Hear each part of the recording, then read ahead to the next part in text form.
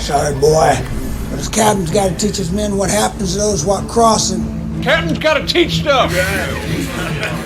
Good morning from the Bat Cave. It is Tuesday, October 14th, 2025.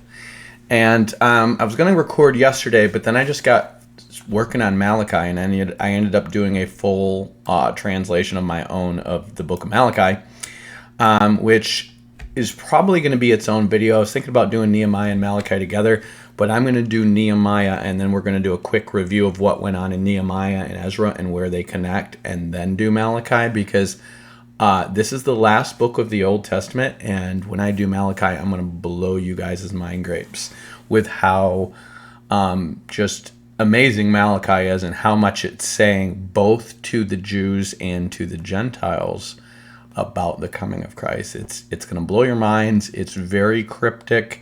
If you don't know Ezra and Nehemiah and the surrounding history and what's going on, you're going to miss the forest for the trees, and that's why most of your pastors are going to just use Malachi for teaching on tithing. It's not about Christians tithing. That's the furthest thing it's from. It's about Jews tithing and the importance of what they're tithing and how they're tithing and why they're blaming all their problems on marrying the Gentiles when their problem is in the tithes they're bringing. So we're going to talk through, again, Nehemiah today. We're going to read the whole book. We're going to go back and review which points connect with Ezra, and then we're going to see how Malachi is responding to Ezra and Nehemiah's behavior as basically a final rebuke to the Jews and the direction that they are heading, when the Lord is basically telling the Jews flat out that the Gentiles, the pagans, honor God more than they do. That's what he's saying. That is how the Old Testament closes, okay? And then that's going to lead us right into the coming of Christ in Matthew 1, and we're going to probably talk about some different stuff as we get towards the new year. I am still working on some things related to removing mold, potentially planning towards some things that might involve some travel towards the end of the year and supporting a friend in need. And might be recording a little bit less, but I'll still be doing some recording and going on with John. But I'm going to try to hold off on jumping into the New Testament until next year, because I want to touch up and basically republish my Apostles' Teaching, and then I received some stuff that I want to touch up and republish my Revelation book, and then both of those in the new PDF format are going to be available on Patreon. And so if any of you guys have bought the book and you want the latest screen update that you can have on your computer screen as we're going through this together, at that time I'll say just email me and get it, or if you're a Patreon member at any subscription level, you will be able to get those for free if you're supporting me financially at all. If not, and you have bought a copy of the book, I will personally email you a copy of the update for free. So that being said, I'm excited to talk about Malachi, but we're not going to talk about Malachi today. We're going to talk about Nehemiah. And so what we're going to do is going to get back to our little map of the Persian Empire here. This is what we're sitting in. Nehemiah is going to be living in Susa, same place Daniel ultimately probably died in. Esther took place in. Susa is going to be over here. It was originally the capital of the Semitic nation of Elam, and then it basically got taken over by the Parsis, which are a tribe of Indo-Aryans. So these would have been people ultimately descended from this Oxus civilization. So if you see, they don't call it Bactria, but it's over in here. It's the Amu Darya or Oxus Valley civilization. This is the original Japhethite core. And what you have here is the Medes that are over here. They've always been over here in the Zagros Mountains. The Armenians are basically based on the sons of Gomer. And they're going to have a three-part split between essentially the Germans, who are the Guti or the Goths, and then the sons of Togarma, who become the Turks or the Turkmen. And then the sons of Riphath, who go to the Riphean Mountains, which is the Urals, and become the Slavic peoples, which are going to produce the Russians, the Ukrainians, the number of different, like the Czechs and the Poles and stuff like that. They're all Slavic peoples. And so what remains of this cosmopolitan society in the Oxus Valley that becomes, it seems to be primarily mixed of Sinites and then all the Japhethites.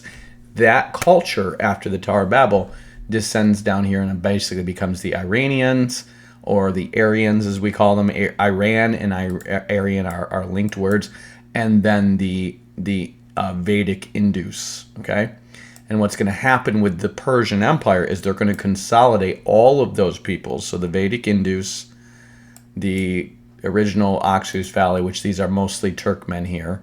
But you have Turks that are, we're going to call them more civilized, more sedentary, and then Turks that are going to mix with Mongols and be more like nomadic horse raiders who hunt and raid and do all kinds of stuff like that to the north.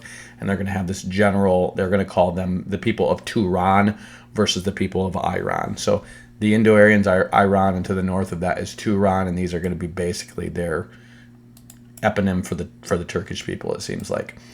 And then the Medes, who are probably related to them, but certainly a distinct tribe, they're all going to have this Avestan language, which seems to be derivative of that original Oxus Valley civilization. Obviously, the language has evolved over 1,000 years, but there's going to be a lot of similarities, so the language is going to work well together, just like these different Semitic languages like Aramaean and Assyrian and Hebrew are going to be compatible to, people to learn them quickly.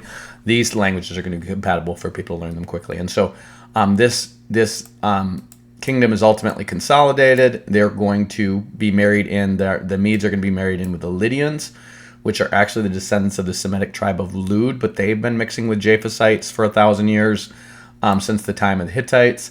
And then the Persians are going to be married in with, and then ultimately this is going to be consolidated by Cyrus. He's going to get the whole thing. He's going to reconquer Lydia when Lydia tries to break off. And then these guys are going to get up into Greece, pretty much all around the Black Sea. As you see, they're getting into parts of Russia.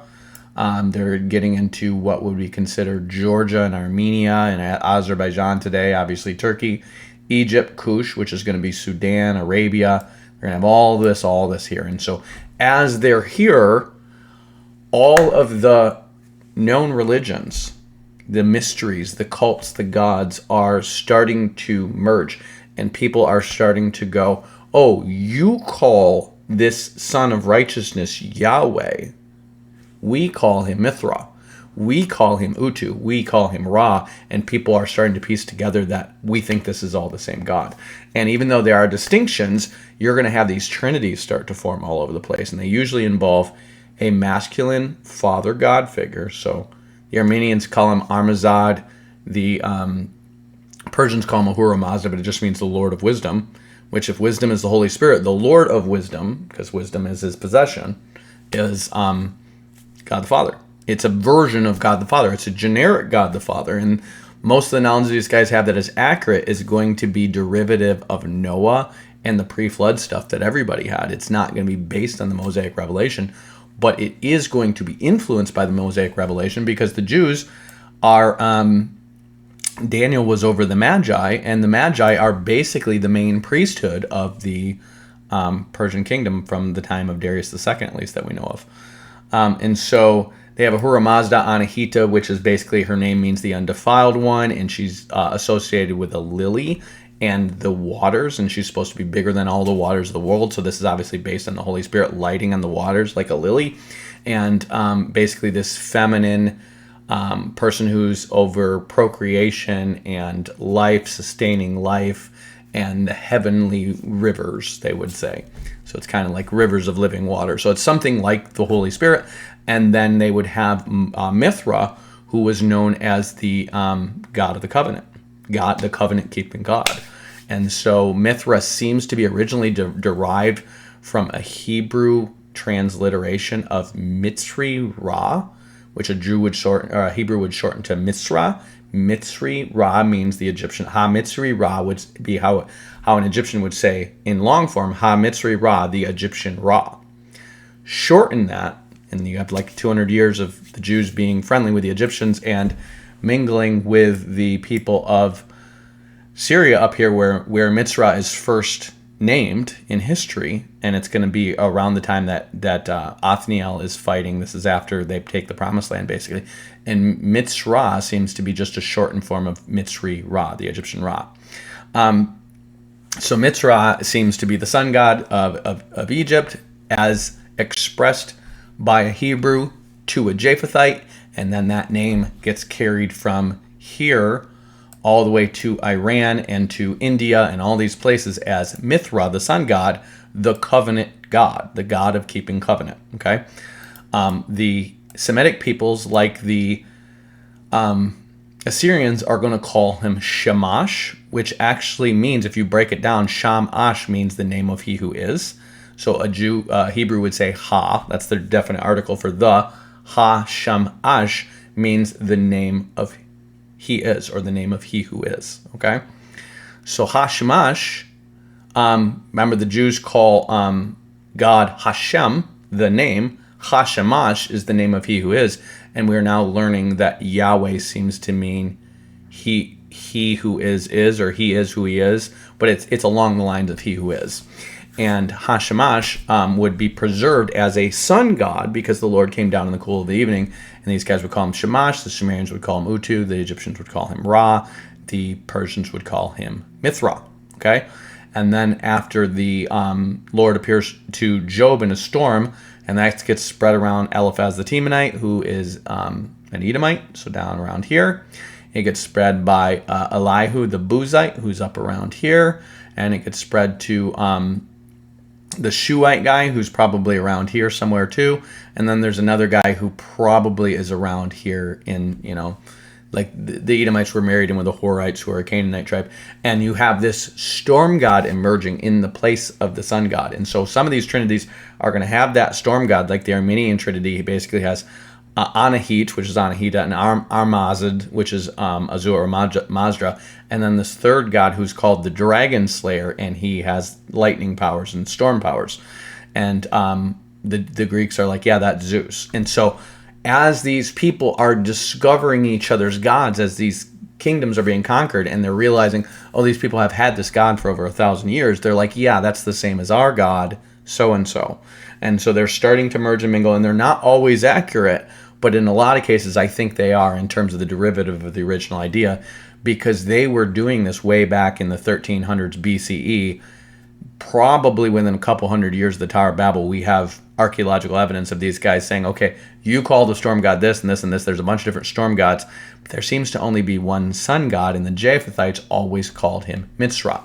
There seems to be evidence that the fire god Agni of the Hindus, the Vedic Hindus, was the original name for the sun god, and then Mithra becomes to dominate, and then the Hindus, centuries and centuries later, are going to take both gods and say, this is the god of the fire, like the flame, like the funeral pyre or the sacrificial pyre, and this is the god of the sun itself, kind of like how the Egyptians are going to take Atum and Ra and say they're aspects of one another. But they probably are just different original names for the sun god, because Agni was once called the dispeller of the night, and that sounds like the sun. So anyways, all this mixing and merging of religions in this context, the Jews have a calendar problem. See, they have this 70 weeks thing that is done. They have rebuilt the temple. So why have they not inaugurated in this coming age? Well, the reason is because the age of Messiah is going to be predicated on the 70 weeks prophecy of Daniel that does not start until the decree to build the wall of Jerusalem. So that is going to be the whole reason Nehemiah is in the Bible. If you read Nehemiah is basically about Nehemiah saying how righteous he is. And there's not a whole lot else going on. Nehemiah is certainly used to fulfill prophecy, but he's not a prophet, he's not a priest, he's not a king, and it's mostly a record of him accounting his righteous deeds. That's pretty much all it is.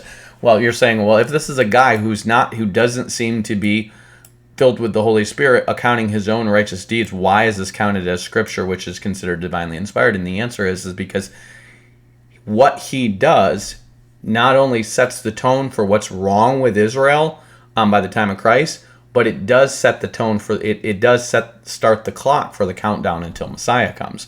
And so that's why he's really, if Esther was in its proper order, he is really the last historical book in the New Testament. And based on the text, we can see it's written probably around in the 430s BCE. And then Malachi is somewhere between that and 400. So we're looking at this as being pretty close to the turn of the 3rd century. It's going to be towards the end of the 3rd century. The Greeks are going to conquer the Persians, and then that's going to lead us towards the Romans and towards Christ. So it's all the stuff that Daniel's prophesied, and it is basically heading towards its fulfillment. And you could argue that, the book of maybe First Maccabees could be included as a historical point to, because obviously it's also teaching things that Daniel says. And I could see how somebody could make a valid argument that First Maccabees, which also doesn't claim anything prophetic or supernatural, could be part of the canon. And First Maccabees is cited in the New Testament. We know that for certain. So Second Maccabees is much more like it's got Jewish fables in it. So I would say definitely no, Second Maccabees. But if you looked at First Maccabees like you look at Ezra and Nehemiah, which is there's nothing supernatural in them, it's just history, I could see First Maccabees being part of the canon, especially since it's cited in Hebrews. So that being said, here we are. Daniel, in Daniel 9, is going to say, and this is an important thing. Somebody just pointed me to a channel, and I'm not going to cite the channel because the guy's way off on a bunch of stuff, but it's the same basic stuff you find in Messiah 2030, where they try to start the time of the Daniel 70th weeks from the point in Ezra, when Ezra is given a decree by Artaxerxes in, I believe, Ezra chapter 7, to go from Babylon to Jerusalem and to teach the law, and then he is given gubernatorial authority to administer the province up to and including the death penalty by the Mosaic law. And they say, this is the command to restore and rebuild Jerusalem. It's like, no, sorry. There's nothing in what he's given that has anything to do with rebuilding the city of Jerusalem. And if we read Ezra 4 carefully, Artaxerxes makes the decree that says, gives a commandment to cause men to cease building the city, and that the city should not be builded until another commandment or decree is given from me. This is Artaxerxes, okay? So you can't be more specific from this. In Daniel's prophecy, it says from the decree to restore and build Jerusalem, and it's very specific that the city will be rebuilt again with a wall and a moat, okay? So in other words, the defensive outer wall of Israel is built. It is secure again, okay? Or the outer wall of Jerusalem, okay? Well, we have a very specific thing in Ezra 4 that says, he's being told that if the Jews rebuild their city, they're going to try to rebel against you. And so he says, the commandment is that the men cease building the city, and that the city not be built until another commandment or decree is given from him, okay? So he says that, and Daniel in Daniel 9...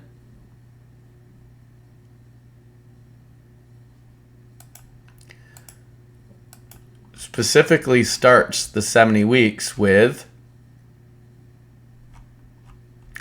70 weeks are determined upon thy people in the holy city, and all the stuff that's going to happen in the 70 weeks. That's what's going to be fulfilled by the end of the 70 weeks. And he says, know therefore and understand that from the going forth of the commandment to restore and build Jerusalem.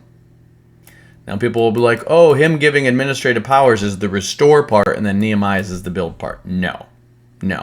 Restore and build Jerusalem means restore the city's wall and then build the city up. So they can't restore and build. No, people aren't living in the city. They have the temple there. But we're going to find out at the end of Ezra and the end of Nehemiah, they decide who's going to live in the city. People aren't living in the city. It doesn't have a secure wall. It's a place where you have probably people doing some trading in the temple there, but we don't have a wall, so it's not safe to be in it at night. You could have brigands come in and kill you and rape you and stuff like that. So from the commandment to restore and build Jerusalem until the Messiah of the Prince shall be 7 weeks and 62 weeks. Okay? This is the translation. Now, when we look at the different church fathers who have tried to interpret this, we do have people making the same mistake, and starting with Ezra, we have people also making the same mistake, and starting when the Jews are sent back by Cyrus and other things like that. But we know for certain that it says from the commandment to restore and build Jerusalem. look, it points right to Ezra 4:24. It says they ceased to work in the house of God, but it says that in Ezra 4 that Artaxerxes, he said, the copy of this letter was read before Raham, Shimshai the scribe, and their companions, and they went up in haste to Jerusalem and made them cease by force and power. They ceased by force and power, preventing the Jews from rebuilding the city. Now, this is important because when we get to Nehemiah, these governors of the surrounding region are in Jerusalem, threatening them with violence if they build the wall, even though they now have a decree from Artaxerxes. These people were sitting in the city, camped out in the city. These were outsiders. These were the governors of the Arabs, the governors of Moab, and the governors of Samaria were all in Jerusalem with military, making sure they didn't rebuild the wall. Okay? And then, by Nehemiah, they rebuild the wall. And they're so intimidated by these militaries around that thinking they're going to attack them, it talks about how they're rebuilding the wall with weapons in one hand and tools in the other. That's how bad it is, okay? So, there is, if you just read the text, there is no confusion about when the command is given to restore and build Jerusalem. It's in Nehemiah 2. And we do have one guy in ancient church history who tried to calculate from this date, and his name is Julius Sextus Africanus, and he writes this Chronicon of World History, and he tries to conclude that, I believe it's by the birth of Christ. It might be by the death of Christ, but it might be by the birth of Christ. I don't remember which. That Daniel's 70 weeks is complete, but he does it by using a Jewish calendar, which he said is 354 days, which we know from the book of Revelation that Daniel's 70th week is a 360-day week, and that's the calculation that we have to use. And Sir Robert Anderson, who was this guy from Scotland Yard, he was like a detective at Scotland Yard, did the math in like the 1900s, and he said, no, it takes you up to 32 AD. Well, it does take you up to 32 AD, but what I found in my calculations is that it takes you just beyond Passover of 32 AD, so Christ couldn't have died in 32 AD. What we find is it takes you to the year, within the year that Christ is going to die on Passover, and he's going to die on the turn of the new year. He is going to die technically on, it would be considered New Year's Eve of that year. Okay, so it's right before the turn of the new year. So you have Daniel's 70 weeks taking you up to the year Christ dies, but he's going to die at the end of that year at the Passover, which is the turn of their new year. Okay, so what you have then is you have, if you see the Messiah the Prince, until Messiah the Prince, well, he is going to present himself as the Messiah that year. He's also going to start to tell you about his death and resurrection that year for the first time. And then it says after the 62 weeks, so in other words, the 7 weeks plus the 62 weeks, the 69 weeks, after that time, Messiah will be cut off. And this is where people will try to say, oh, it's in the 70th week it gets cut off, and they try to pull it back to make Christ die at the midpoint. But the only thing you could conclude there is that Christ died in year 1 of the 70th week. Okay, what happened at the end of that 70th week? And you have nothing you can attach to it. They try to attach the death of Stephen, but they're pulling Christ's the beginning of his ministry back to like 27 AD to say he died in 30 AD, to say that 3.5 years later was 34 AD when Stephen died. Stephen does die in 34 AD, we know this, but there's no way you can put Christ's ministry starting at 27 AD, because we know John the Baptist's ministry starts in the 15th year of Tiberius Caesar, and that is in 28 AD. Which means the earliest Christ ministry can start is probably 29 AD, and we figure it probably actually starts in 30 or 31. So, because John the Baptist is baptizing for a while, and he's famous throughout Judea by the time Christ comes to him. That didn't happen overnight. So anyways, how Messiah 2030 is going to try to put all this stuff forward is to make you think, oh, look, we found a misprinted coin, and we know archaeologically it's a misprinted coin that has the wrong date on when Tiberius Caesar's first year was. They say there's the proof. Well, we know from history, and there's actually records of a misprinted coin. And they're saying, no, he was ruling behind the scenes in preparation for him being the sole emperor, and we just don't have proof of that. That's just assumption. And these guys are just looking for confirmation bias for what they already want to believe, which is all based on basically the Millerite and Seventh-day Adventist prophecies, okay? So we don't need to get this stuff. This is mostly people who are into Messianic Judaism and Hebrew roots that fall for this stuff. This is why the gentleman who pointed me to this guy cites Michael Rood as a source, which is just like, Michael Rood is just a serial liar. Like, he's not anybody who's credible in anything. What we have in the scripture is very clear. From the command to restore and build Jerusalem. We're talking about the city, not the temple, okay? We don't have anything about the temple here. We just have a promise that the temple will be rebuilt. And it just says, but we know the command to restore and build Jerusalem will be that from that time, and the street shall be built again, and the wall even in troublous times, okay? So we know the street and the wall are going to be built again, even in troublous times. So if we go to, if you remember in Ezra chapter 9, when Ezra starts forcing people to divorce their wives, we know that the wall is built because Ezra in his prayer is going to say,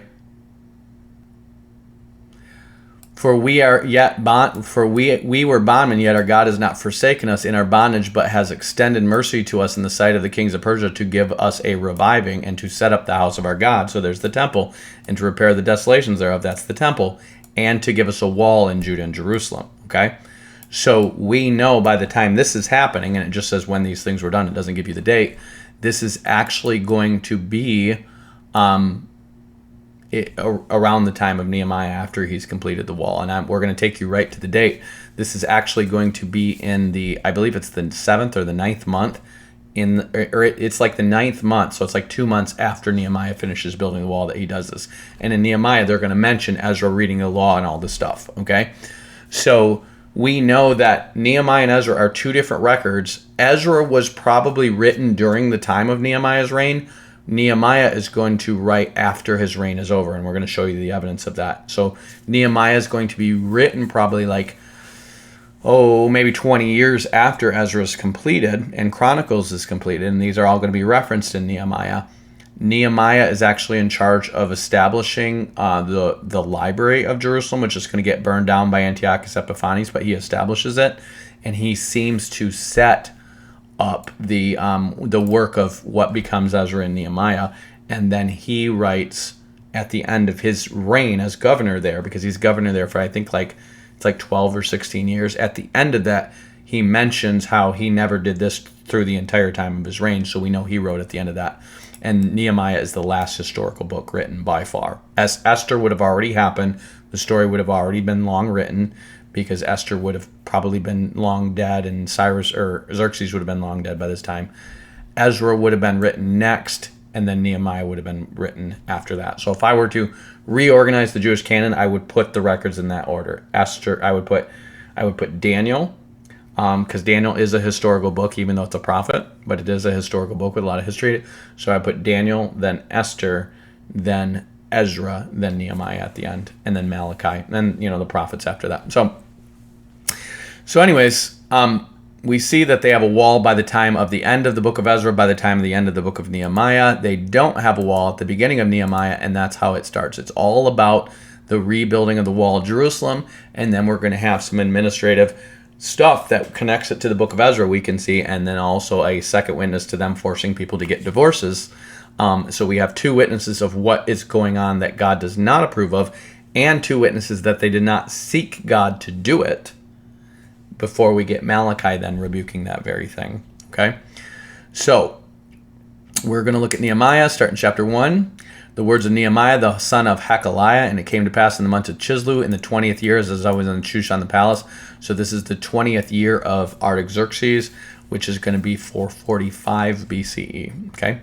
It says, I was in Shushan, that's what they call Susa the palace, that Hanani, one of my brethren, came, and a certain men of Judah, and I asked them concerning the Jews that had escaped, which were left of the captivity concerning Jerusalem. And they said to me, the remnant that are left of the captivity are in the province, are in great affliction and reproach. The wall of Jerusalem is broken down, and the gates thereof are burned with fire. Remember, the decree to force them by military force to stop building the wall of Jerusalem came during Artaxerxes' reign, probably somewhere around in the past decade or whatever. Okay, we don't know exactly when.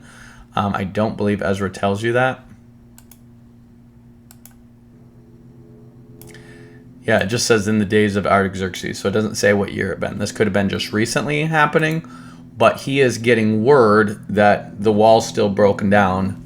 They've got the temple rebuilt. They've had it rebuilt since the days of Zerubbabel, but the wall is broken down and they're being withheld by military force from doing it. Okay, and Artaxerxes says you cannot rebuild it until I give you a second decree to rebuild it. That's very important. So even though it's not going to mention decree, we know Artaxerxes' decree, and the Persians cannot break their word, that nobody can rebuild that wall until he gives a second decree. So if they're rebuilding the wall, he has to give the second decree, okay, even if it doesn't mention it. So anyways, he says, and they said to me, the remnant that are left are in captivity are in great affliction and reproach. The wall is broken down, and the gates thereof are burned with fire. That's very clear. We have no wall, we have no wall, we have no wall. We're restoring and rebuilding Jerusalem. And it came to pass when I heard these words that I sat down and wept and mourned certain days and fasted and prayed before the God of heaven. And I said, I beseech thee, O Lord God of heaven, the great and terrible God that keeps covenant and mercy for them that love him and observe his commandments.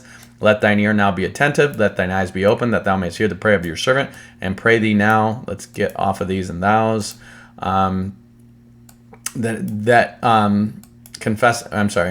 Now I pray before you day and night before the servants of the people of Israel, confessing the sins of the people of Israel, which we have sinned against you. Both I and my family have sinned. We have offended you deeply, failing to keep the commandments, the statutes, and the ordinances that commanded your servant Moses. So you see a similar humility that we find in Daniel. Him and Daniel probably are related somewhat. They're at least all probably from the royal lineage of David, probably in the nobility. And because they're both in Susa, I would imagine he's probably a middle-aged man here. He probably has never met Daniel. Daniel's died before he was born, but he knows of Daniel quite well, and the book of Daniel is probably something that he's aware of as well. So it wouldn't shock me if he is aware of the prophecy that begins with the wall of Jerusalem and ends with Messiah coming. He is giving a similar confession of their sins that is almost identical to the one that Daniel gives in Daniel 9. You see how it points to Daniel 9, 17, and 18? So he's literally praying almost exactly like Daniel prays in Daniel 9 while getting the decree to go rebuild the wall that kicks off the 70 weeks of Daniel 9. So he says, we have offended deeply, failing to keep your commandments, statutes, and ordinances that you commanded on your servant Moses. Remember the word that you commanded your servant Moses. If you are unfaithful, I will scatter you among the people. But if you return to me and keep my commandments and do them, though your outcasts are under the farthest skies, I will gather them from there and bring them to my place, which I have chosen to establish my name. They are your servants and your people, who you have redeemed by your great power and your strong hand. O Lord, let your ear be attentive to the prayer of your servant and to the prayer of your servants who delight in revering your name. Give success to your servant today and grant him mercy in the sight of his man. At this time I was cupbearer of the king. So he says a prayer almost exactly like Daniel's in Daniel 9, and he's about to get the decree to go rebuild the wall that kicks off Daniel 9. So you can't really miss that if you know your Bible, okay?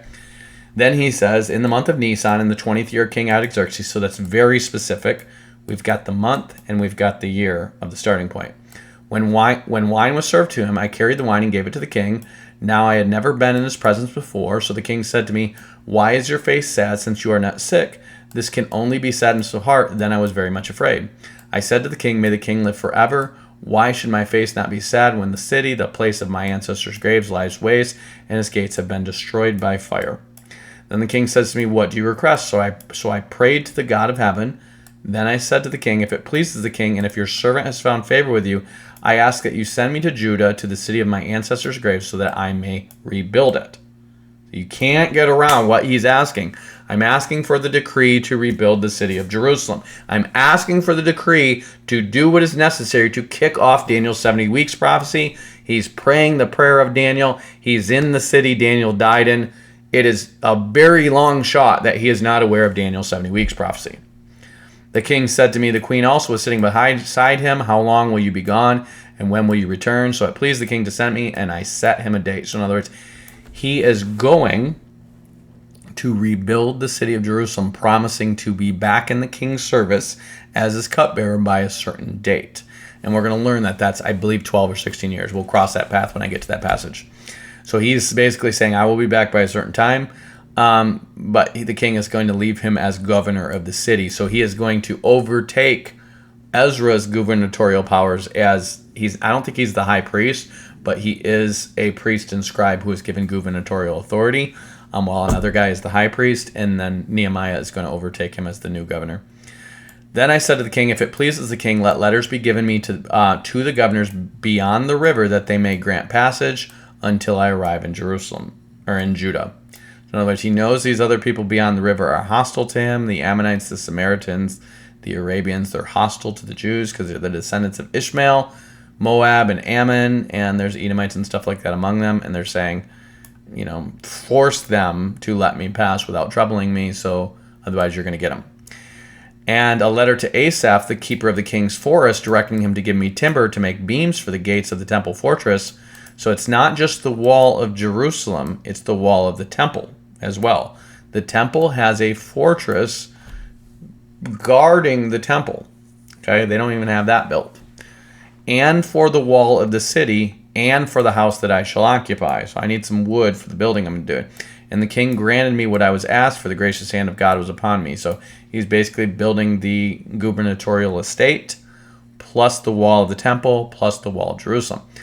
Then I came to the governors of the province beyond the river and gave them the king's letters. Now the king had sent officers of the army and cavalry with me, okay? So he's coming in pomp and circumstance. He's got a military cohort with him. He's got letters from the kings. This is the decree to build the wall of Jerusalem. It doesn't have to call it a decree. We know from the combination of Ezra 4 and this is the decree that kicks off Daniel 9. We also know when it is. It's in the month of Nisan in the 20th year of King Artaxerxes. There's nothing confusing. There's nothing the Jews had missing to not know when the Messiah was supposed to be there. This is why Christ rebukes them for not knowing the signs of the times. They had an exact count of how long it was going to be. And the common year, the 354-day year, I don't know where this comes from. This might be like a post hoc Jewish thing. I'm not really sure. But the common year in Babylon, Medo-Persia, Egypt, and all these places was 360 days. They understood that they needed to calculate, and some of them used a leap month or a leap year to calculate for the additional days, just like we use a leap year today to count for the fact that it's actually 365 and a quarter days, but we count 365.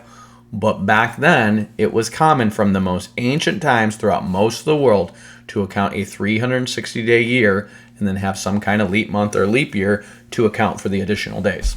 That was just a common thing, okay? So, he says, the king granted me what I asked, and his gracious, his hand was upon me. They came to them, got their wood, and they said, let's head off to Jerusalem. When Sanballat the Horonite and Tobiah the Ammonite official heard this, it displeased them greatly that someone had come to seek for the welfare of the people of Israel. Okay, so these guys are his rivals. Sanballat is a guy who is a Samaritan. Remember how when in the days of Zerubbabel, they didn't want the Samaritans to have anything to do with it? Well, Sanballat is now married in with the high priest. And Sanballat is going to be the guy who goes down in infamy as building the Samaritan temple in Gerizim, which is going to be mentioned by the Samaritan woman in John 4. And he's a Horonite. We don't Horon is like a town or something. And I had this. Let's see if I've got this all over. How we actually have pretty decent archaeological records of these guys. Sanballat the Horonite, and another one we haven't mentioned yet is Geshem the Arabian. Okay, these are going to be his rivals to his building. Tobiah seems to be this line of Tobiads. And the Tobiads are going to be these people who history and archaeology tells us when King Uzziah conquered the Ammonites, he sets up this guy named Tobias as basically the governor over their conquered territory, okay? They're subject people at this time. And the Tobiads build a palace there, and they remain there, and they have big estates there and defensive fortifications and all this stuff. And when Jerusalem gets conquered by Nebuchadnezzar, they remain in power there because they submit to Nebuchadnezzar, okay? These Tobiads, we find out in the days of Isaiah, which is, you got to remember, Uzziah is going to be the guy who sets up the Tobiads, okay? Uzziah's son is Amos, okay? And that's when Isaiah is prophesying. So in the days of his sons, what they're going to do is try to the king of Damascus, which is an Aramean, and the king of Samaria or northern Israel are going to try to take out this King Ahaz, the son of Uzziah, and they're going to try to set up, his name is Tubal, which linguists have figured out Tubal is Tobias. It's just another way of saying his name. So this is the Tobiad family bearing the name Tobias. Tobiah, God is my good. These people set up, let's see, Tobel, and this is going to be in Isaiah. Oh, I'm sorry, it's Isaiah 7. Their plot to remove King Ahaz and take him out, and then set up a puppet king in Tubal, or his name is Tobal, it seems to be the same Tobias or his son, because these people are just going to keep being named Tobias or Tobit all the way down.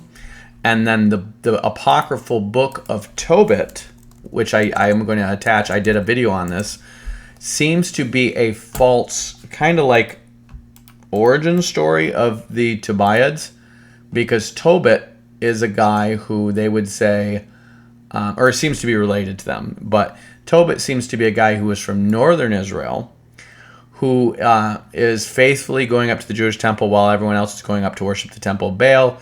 And he has a story about bird poop in his eye, and it turns into helping cure his son's infertility or something like that.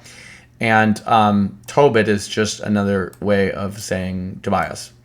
And he actually has a son named Tobiah. Okay, so Tobit seems to be the fake origin story of the Tobiads, where they come from.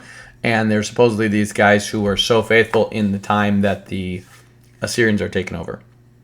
The Assyrians take over the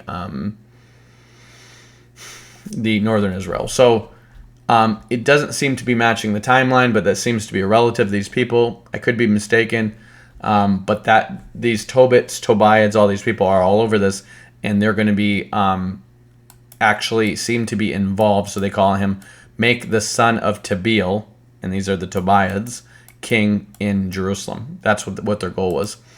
And so Tobias is going to be seemingly involved, because remember, he's got estates in Jordan. He's basically the governor of Jordan. His line is still governing Transjordan, or the lands of the Ammonites and the Moabites. And they seem to be supplying for the temple, probably sheep and goats and rams. And there's probably good money in it for them. And because of this, he's going to have an apartment in the temple storehouses where they're probably storing meat and animals for sacrifices and stuff like that, I would imagine. So anyways, he's getting there, and Sanballat the Horonite, who is basically he seems to be a governor or a priest among the Samaritans, and Tobiah the Ammonite. We know at this time that the Jews who got set up under Cambyses, who have the temple on Elephantine Island, are corresponding with both the high priest of Jerusalem and Sanballat. Okay?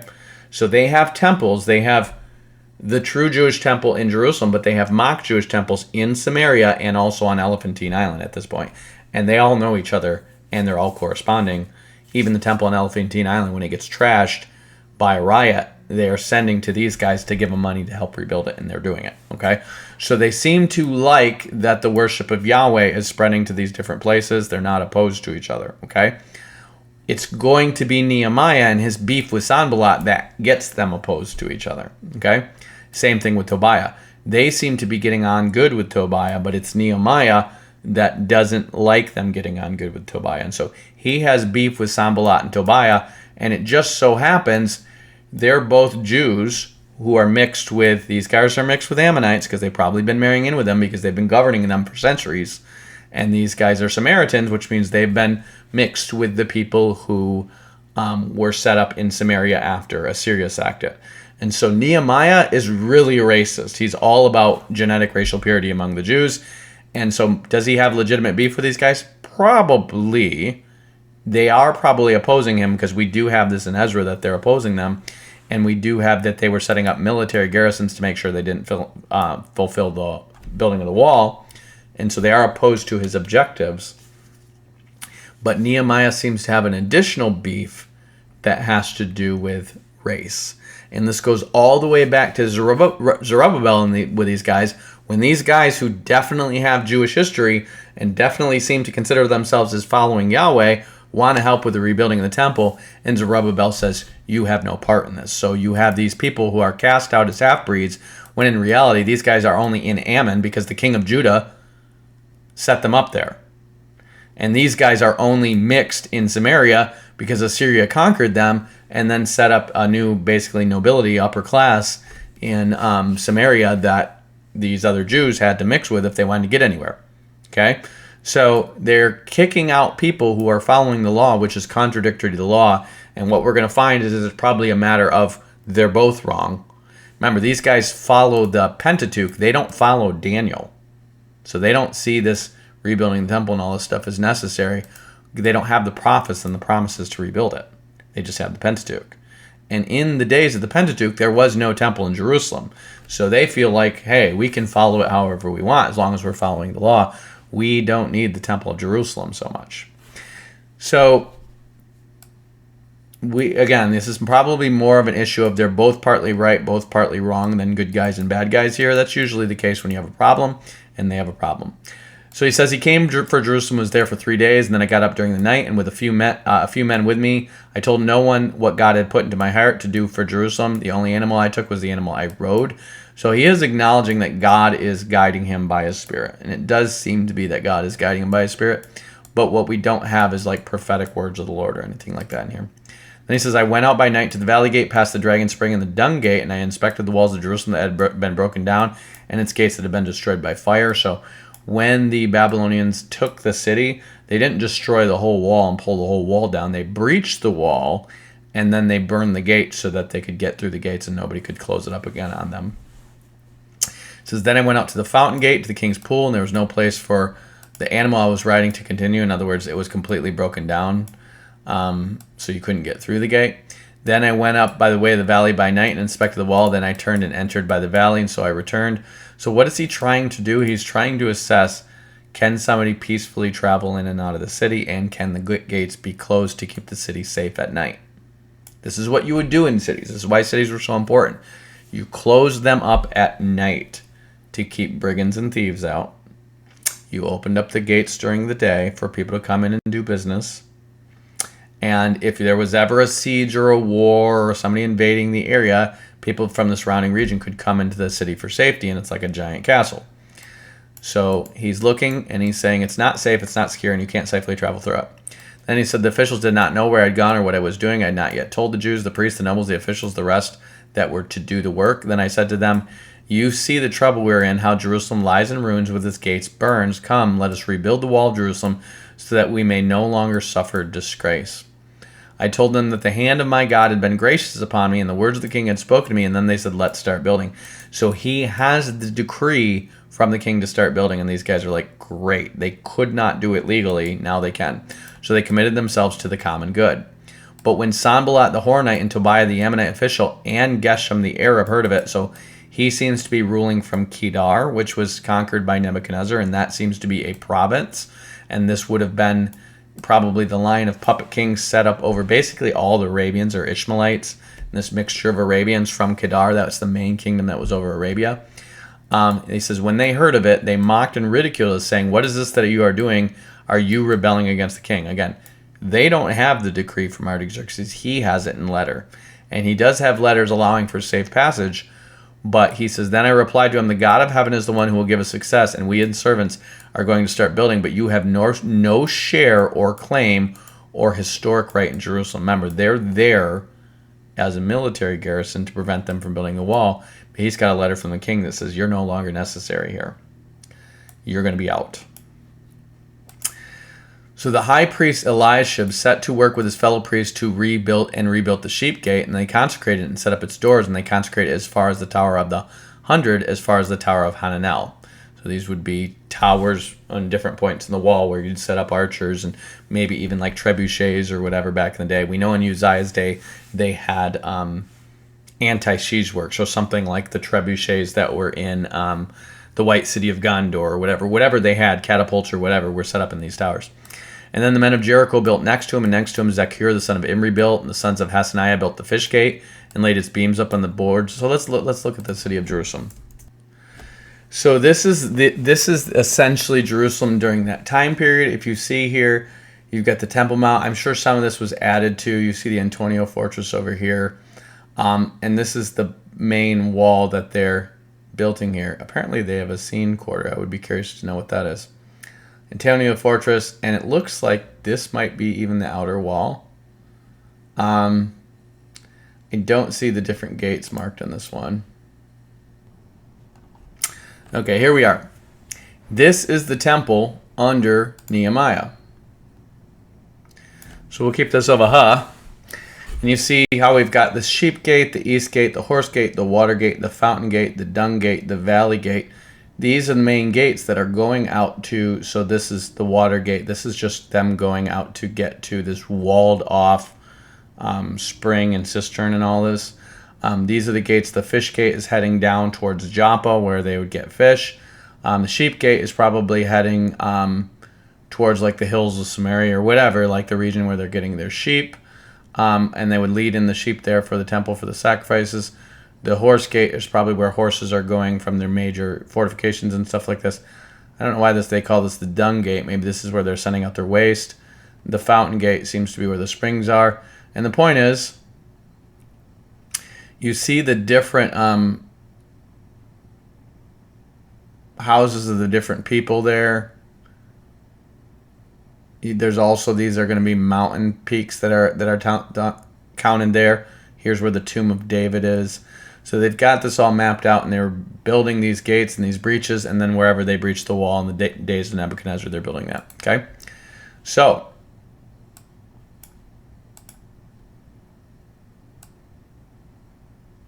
it says, next to them, Meremoth, the son of Uriah, the son of Hakaz, made the repairs. Next to them, Meshullam, the son of Berechiah, the son of Meshabel, made the repairs. Next to them, Zadok, the son of Bana, made the repairs. Next to them, the Tekoites made the repairs. But their nobles would not put their shoulders to the work of the Lord. In other words, their servants did it, but not their nobles. Joiada, the son of Paseah, then Meshullam, the son of Besodeiah, repaired the old gate, but they laid its beams and set up its doors, its bolts, and its bars. Next to them, repairs were made by Meltiah the Gibeonite, the Jadon, the Marathonite, the men of Gibeon of Mizpah, who were under the jurisdiction of the governor of the province beyond the river. So he's saying the jurisdiction of the governor of the province beyond the river. I would imagine that is Ezra at this time, and maybe he's rebuilding the wall, but he's not given governorship yet. Then he says, next to Uzziah, the son of Harhiah, one of the goldsmiths made repairs. Next to him, Hananiah, one of the perfumers, made repairs, and they restored Jerusalem as far as the broad wall. Next to them, Rephaiah, son of Hur, ruler of the half-district of Jerusalem, made repairs. Next to them, Jedaiah, the son of Harumoth, made repairs opposite the house. Next to him, Hattush, the son of Hashabneah, made repairs. And Malchijah, the son of Harim, the son of Hashub, Pahath Moab, repaired another section of the Tower of the Ovens. You got to get the Tower of the Ovens if you want good bread. Tower of the Ovens right here. Next to him, Shallum, the son of Hashalah, the ruler of half the district of Jerusalem, made repairs. Hanun, the inhabitants of Zoar, repaired the valley gate. Let's see where the valley gate is. Right here. So you see how he's just going right around the wall, the Tower of the Ovens, the valley gate. He rebuilt its doors, its bolts, its bars, repaired 1,000 cubits of the wall, so like a big chunk of the wall had been broken down. As far as the dung gate, Melchijah, son of Rechab, ruler of the district of Beth Hakerem, repaired the dung gate and rebuilt it and set up on its doors and bolts and bars. There's down here. Shallum, the son of Kol-Hozeh, the ruler of the district of Mizpah, repaired the fountain gate right here and rebuilt it and covered and set up its doors, its bolts, and its bars. And he built the wall of the pool of Shelah and the king's garden as far as the stairs that go down from the city of David. After him, Nehemiah, the son of Azbuk, the ruler of the half-district of Beth-zur, repaired the point opposite the graves of David as far as the artificial pool and the house of the water. So the artificial pool is going to be basically like a huge cistern to collect all this wall from the spring so that if they ever in a siege, they would have this huge pool. After him, the Levites made repairs. Rahum, the son of Bani, next to Hashabiah, the ruler of the half-district of Keilah, made repairs for his district. After him, their kin made repairs. Benui, the son of Henadad, ruler of the half-district of Keilah. Next to him, Ezer, the son of Jeshua, ruler of Mizpah, repaired another section opposite the ascent to the armory of the angle. Now, at this point, you guys are sitting here going, why do we have to study all this stuff? This is so mundane, details of these people repairing these various parts of the gate. Yes, it is. That's how you know it's history. History ain't always fun. History is a bunch of records that you pick through and you find out a nugget of information that helps you prove something with evidence or have a story. It's not a narrative about the adventures of Alexander and how awesome he was and everything he did. That's not real history. That's propaganda. Real history is tons and tons of long, boring letters and men with old beards like Gandalf searching through scrolls to figure out if it's the frickin' One Ring or not. That's what real history is, okay? So anyways, you're going to have these people who are like, this is boring. Well, what's this book for? I know. Let's pull it out when our church is having a building project to kind of convince them it's God's will for them to build the new building project. Just like we whip out Malachi whenever we want to get them to tithe more. Let's do that. Yes, I've lived through that. It's pathetic that churches are so ignorant of the meaning and the contents of these books and the significance of these books. They just pull them out when they want to have a building project, and they're like, here's a building project in the Bible. Let's focus on the tabernacle being built or the temple being built or the wall being rebuilt to tell you guys to get your backs into it and get on board with the building project that we want so we can all upgrade our audience and our salaries. Pathetic the pastorate in America is. After him, Baruch, the son of Zabai, repaired another section from the angled door in the house of the priest of Elisha. The angled door right here, they're like, maybe. After him, oh, they've got it all. Look at that, verse 20. It's just straight out of this book, y'all. After him, Meremoth, the son of Uriah. I'm saving that picture forever. The son of Meremoth, the son of Uriah of Hakaz, repaired another section from the door of the house of Elisha to the end of the house of Elisha. Where's the house of Elisha? Right here. So another section they repaired. After him, the priests and the men surrounding the area made repairs. After them, Benjamin and Husham made repairs opposite the house. And then after them, Azariah, the son of Maaseiah, son of Ananiah, made repairs on his own house. So this guy, Azariah, his house. After him, Benui, the son of Henadad, repaired another section from the house of Azariah to the angle of the door of the corner. I just want to take this time to point out, even though I love teaching the Bible, I could not do it without these nerds that put stuff like this together. Somebody nerded out on Nehemiah so much, they're like, we're going to try to figure out where every last one of these things were on the map of Jerusalem, and then drew it. And then we're like, I think that's the room above the corner. I think that's the angle that they're talking about. But all this stuff, they've been poking around with archaeological records and stuff like that, and they go, we basically know where this stuff is. We're connecting this book to real life. So somebody who is in www.biblicalcartoons.com.uk was just like, the church is failing in the UK, but there's some nerd out there. It was like, no, they're going to need this. They're going to need this for underground publishing. Trust me, one day. And we're all going to sit there in heaven and be like, God's going to be like, yeah, we had on record that guy who made that map. Solid. And we're all going to be like, solid. And he's going to get his accolades. Palal, the son of Uzziah, repaired the opposite angle of the tower, projecting the upper room in the king's court and the guard, and Pedadiah, the son of Parosh, and the temple servants living in Ophel,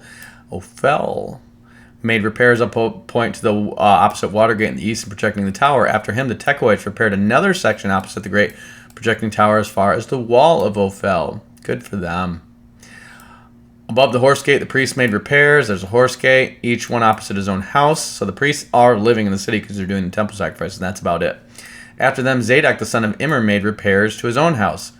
After him, Shemaiah, the son of Shechaniah, the keeper of the east gate, made repairs. After him, Hananiah, the son of Shelemiah, and Hanun, the sixth son of Zalaph, repaired another section. After him, Meshullam, the son of Berechiah, made repairs opposite the living quarters. After him, Melchijah, one of the goldsmiths, made repairs as far as the house of the temple servants and the merchants opposite the muster gate. Not mustard gate, but muster gate. That's where we muster the king's forces or whatever, right there. In the upper room of the corner, and between the upper room and the corner and the sheep gate, the goldsmiths and merchants made repairs. Good for all these guys. See them working together as a team? This is why we all need to get on board with the church building project. Now when Sanballat heard they were building the wall, and he was angry and greatly enraged and mocked the Jews. And he said in the presence of the associates in the army of Samaria, what are these feeble Jews doing? Will they restore things? Will they sacrifice? Will they finish it in a day? Like, just mock them, just scoff at them. Will they revive the stones out of heaps of rubbish and burned ones at that? Tobiah the Ammonite was beside him and said, notice how he keeps calling him the Ammonite. He's actually the Jewish or Israelite governor of the Ammonites, but we're just going to keep calling him the Ammonite because he probably has like an Ammonite. I mean, if these guys were ruling over the Ammonites, they probably married in with Ammonite nobility to secure their rule, especially after Judah fell, and that's why he's calling him the Ammonite. He's going to make a very big deal about how Ammonites can never, ever, ever, ever, ever, ever, ever, ever, ever, ever, ever come into the congregation of the Lord, even though that's only for 10 generations, and those expired by the time of King David. So it's not true. Tobiah the Ammonite was beside him and said, that stone wall they are building, any fox could go up on it and break it down. Hear, O God, for we are despised. Turn their taunt back on their own heads and give them over as plunder to the land of captivity. Do not cover their guilt. Do not let their sin be blotted out from your sight, for they have hurled insults at the face of the builders. So we rebuilt the wall, and the wall was joined together to half its heights, and the people had a mind to work.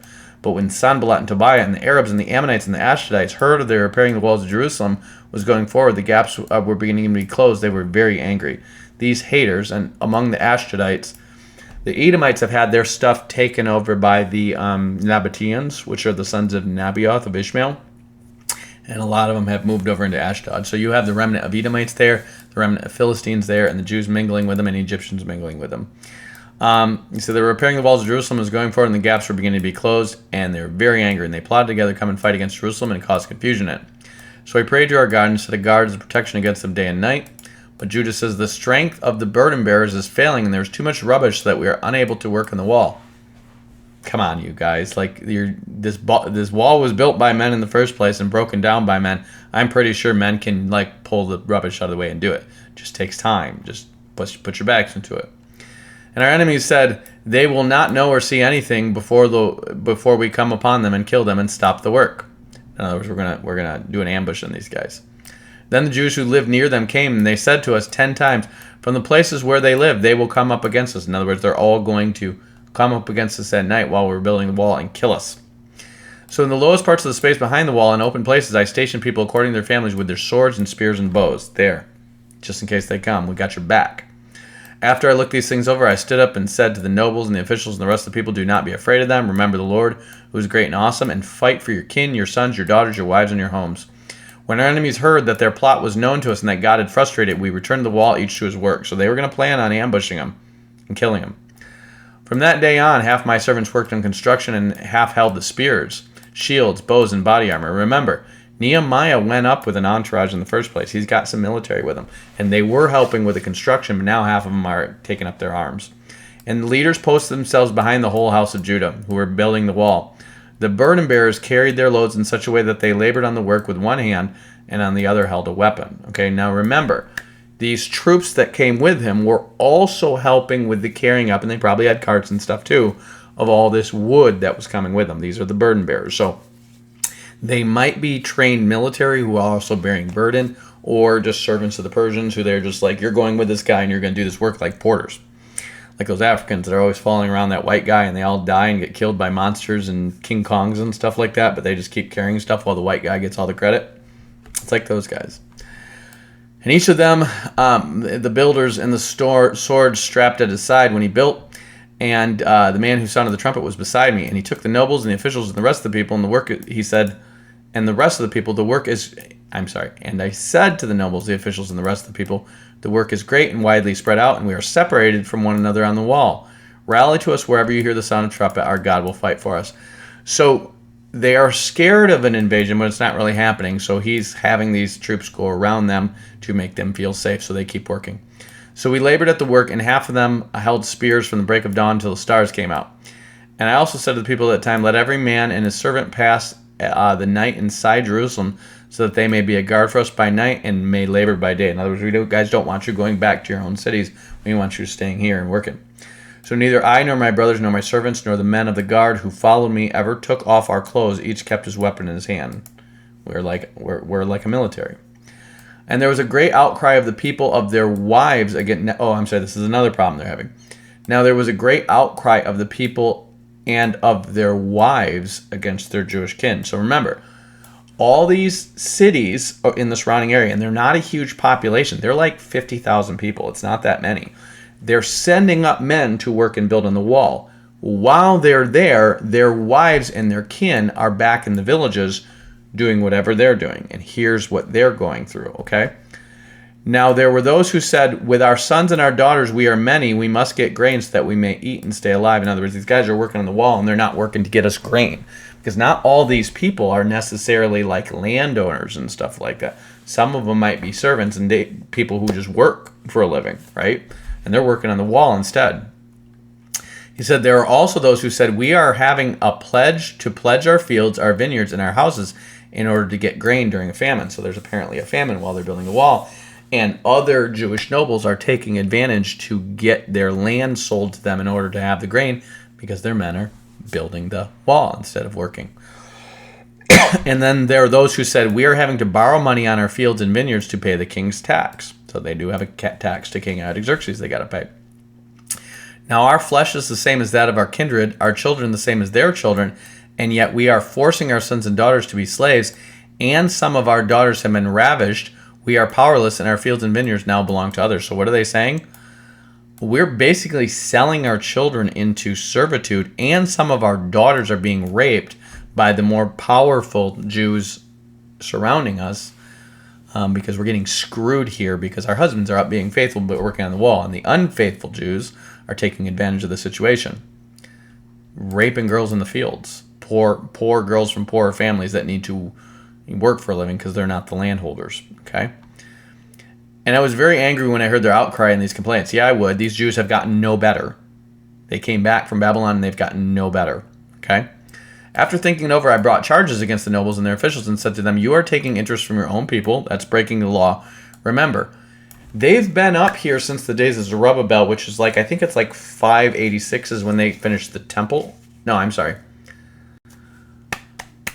It's like 486 or something like that they finished the temple. So they've been up there for like 75 years, okay? They're starting to get settled in, and the bums are going to, the rich, spoiled, rich kid brats are going to be rich, spoiled, rich kid brats, and they're back on taking advantage of the poor and stuff like this, like they're used to doing because they're wicked. And I called a great assembly to deal with them, and I said to them, as far as we are able, we have brought back our Jewish kindred who have been sold to other nations, but now you are selling your own kin, and they must be bought back by us. They were silent and could not find a word to say. And they're like, we're just treating them like we treat any other debt slaves in the area. And it's like, yeah, we've got laws, y'all. Remember how Ezra literally just like 6 years or 7 years before this read the law to all these guys, and they wept because they realized they never followed it. Never, ever, ever followed it. So I said, the thing that you're doing is not good. Should you not walk in the fear of our God to prevent the taunts of the nations of our enemies? Moreover, I and my brothers and my servants are lending them money and grain. Let us stop taking interest. Restore to them this day their fields, their vineyards, their olive orchards, their houses, and the interest on the money, grain, wine, and oil that you have been exacting from them. And they said, we will restore everything and demand nothing more from them. We will do as you say. And I called the priests and made them take an oath as far as they had promised. Okay? So we don't really have clearly that he has gubernatorial authority at this point, but he does have the authority to rebuild the wall of Jerusalem. And I want to say, even though Nehemiah's got some racist tendencies, he is exhorting the people to obey the law in a lot of ways that are precise and good. There's other things he is exhorting them that goes beyond what is written and is excessive. So don't think of Nehemiah as a bad guy. Think of him as a good guy with some bad ideas in his head. Okay? So then he says, I also shook out the fold of my garment, so may God shake out everyone from house and property who does not perform this promise. Now remember, Ezra already has authority to execute the law of Moses up to including confiscations of lands and the death penalty. However, they're not a big number. They don't really have the military or the troops to really force the obedience to their decrees. Okay? So what they're doing is they're taking oaths from these guys to say, swear that you'll do it. And these guys say, I swear. Okay. It says, thus may it be shaken out and emptied. And all the assembly said, amen, and praise the Lord. And the people did as they had promised. So these people, whether genuinely or ingenuinely, are saying, we'll do it, we'll keep the law, and we won't tax and enslave and rape the daughters of our poor neighbors. Thanks, Jews. That's really big of you. Moreover, from the time that I was appointed to be their governor, okay, so there we go. So here he is appointed to be the governor. It says, moreover, from the time that I was appointed to be their governor in the land of Judah, from the 20th year to the 32nd year of King Artaxerxes, 12 years, neither I nor my brothers ate food from the allowance of the governors. So he apparently is given gubernatorial authority from the moment he's brought up there to rebuild the wall, and it's a 12-year period. So from the 20th year of Artaxerxes, that's 445, to the 32nd year, it's about 433. So that's what we know. We know that he wrote this book sometime after that, because he is recounting his entire time there, and he's saying how they never ate the food allowance of the governor of the entire time there. The former governors who were before me laid heavy burdens on the people and took food and wine from them, besides 40 shekels of silver. Even their servants lorded it over the people, but I did not do so because of the fear of God. Indeed, I devoted myself to work on the wall and acquired no land, and all my servants were gathered there for the work. So he was already a guy who had some clout and some servants and some, he's probably Jewish nobility related to the house of David from the beginning. And what he is basically doing is saying, I'm here to rebuild the wall and then go back to Susa and be back under the king of Artaxerxes' service. And he's accounting everything he's done in the 12 years that he's there. But he's making it clear that he's not here to acquire estates and get rich himself. Okay, he is testifying to his own righteousness. It's fine that he's doing this. He's just a little bit more braggadocious than some of the other people. Moreover, they were at my table 150 people, Jews and officials, besides those who came from the nations around us. Now that which was prepared for us in a day was 1 ox and 6 choice sheep. Also fowls were prepared for me, and every 10 days skins of wine in abundance. Yet with all this, I did not demand the food allowance of the governor because of the heavy burden of labor on the people. In other words, he's not taking his due taxation or food allowance from the people because he's trying to make it as easy on them as possible. Remember for my good, O God, all that I have done for this people. So this is going to be a theme of him. It's his saying, remember, I did my best. I did not try to take advantage. It's kind of like how Samuel's saying, make a note that we never took a bribe, we never gained any money. Moses is saying the same thing. I never got any money from you people. He's accounting that he's working for God, not for himself. And I would say for the most part he is. I think the stuff that he's wrong on, he genuinely believes. I would say they're probably overlumping the provision of the law, and they don't understand the law as closely as they should, because they should understand that God is a God of keeping covenants even to your hurt. That is his belief system. That's why he has them spare the people of Gibeah who tricked them into making a covenant with them. Why? Because you made a covenant with them. He's the God of the covenant. Okay? And the Persians seem to understand this better than the Jews, which is why their kings can't break their word. They seem to understand it much better than the Jews. Where the Jews are just like, yeah, I said I would serve that king. And even though prophets are telling me, saying, you keep your oath, I'm going to rebel against that king now. Persians don't do that. Even their high emperors have to keep their word even unto their hurt. Now when it was reported to Sanballat and Tobiah and Geshem the Arab and to the rest of our enemies that I had built the wall and there was no gap left in it, so now the wall is done, though up to that time I had not set up doors on the gate, Sanballat and Geshem said to me, come and let us meet together in one of the village in the plain of Ono, but they intended to do me harm. They were like, hey, let's hang out. We've been talking crap and talking about killing you guys. Let's have a little visit. He's like, no.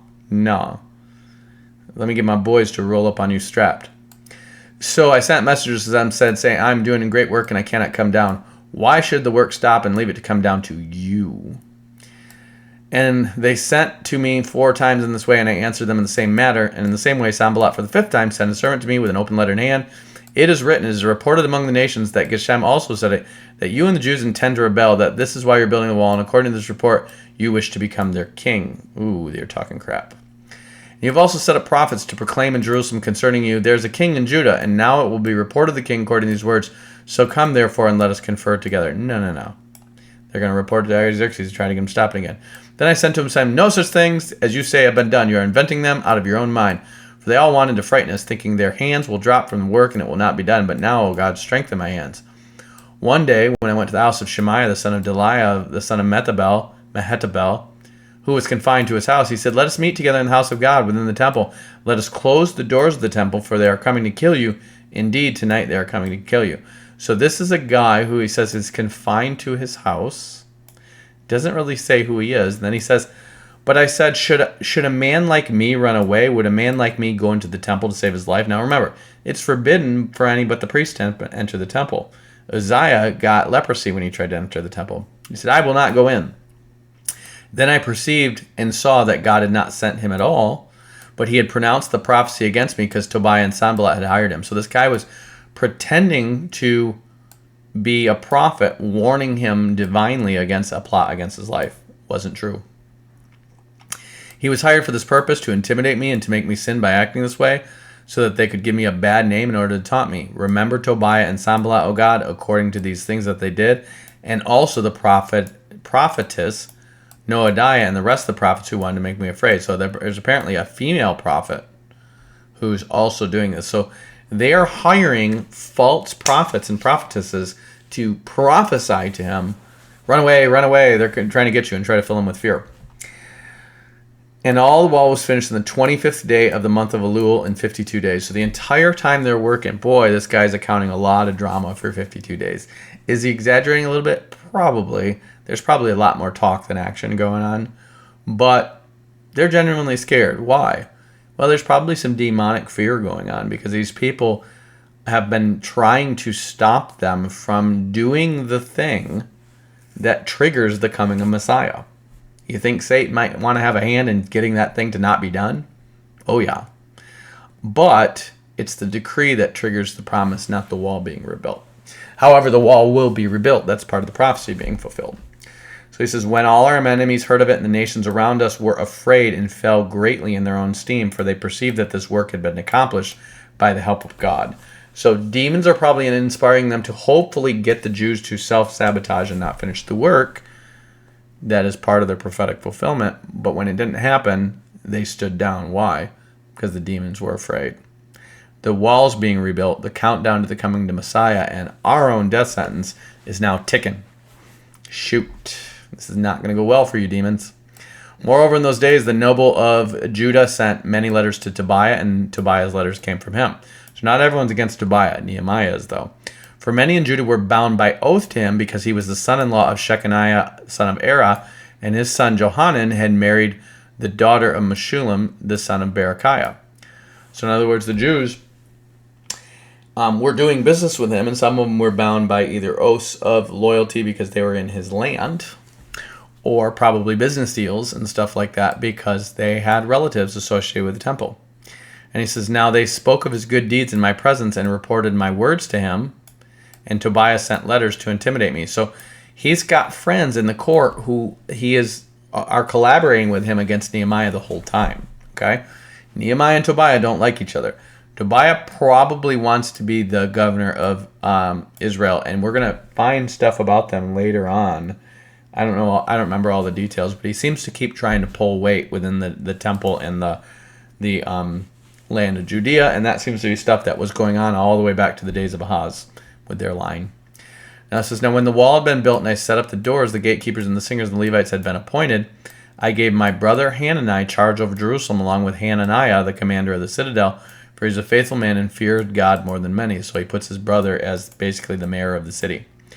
And I said to them, the gates of Jerusalem are not to be opened until the sun is hot, while the gatekeepers are still standing guard. Let them shut the bar and the doors, appoint guards from among the inhabitants of Jerusalem, some at their watchposts and others before their own houses.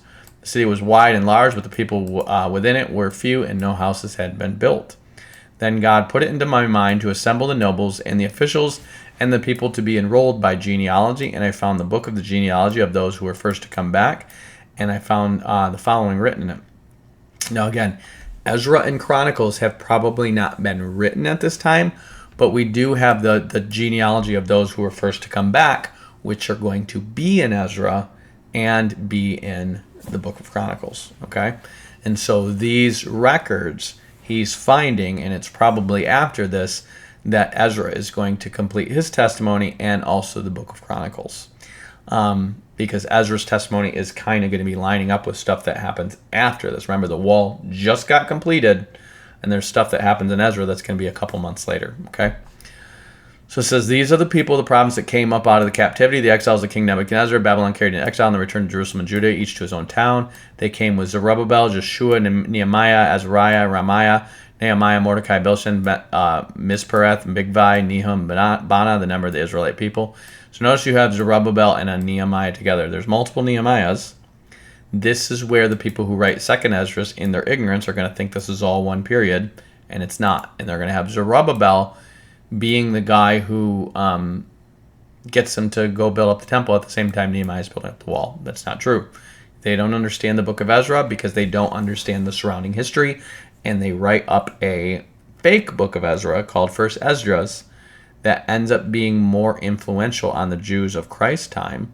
They get their timelines wrong, they get their dates wrong, they get their calendars wrong, and ultimately the ideas from that book are going to be in Josephus. So we know that was the common knowledge. Josephus was a Pharisee who was related to the Sadducees. So these would have been common knowledge, but it's misinformation. It's fake news, fake history. Okay?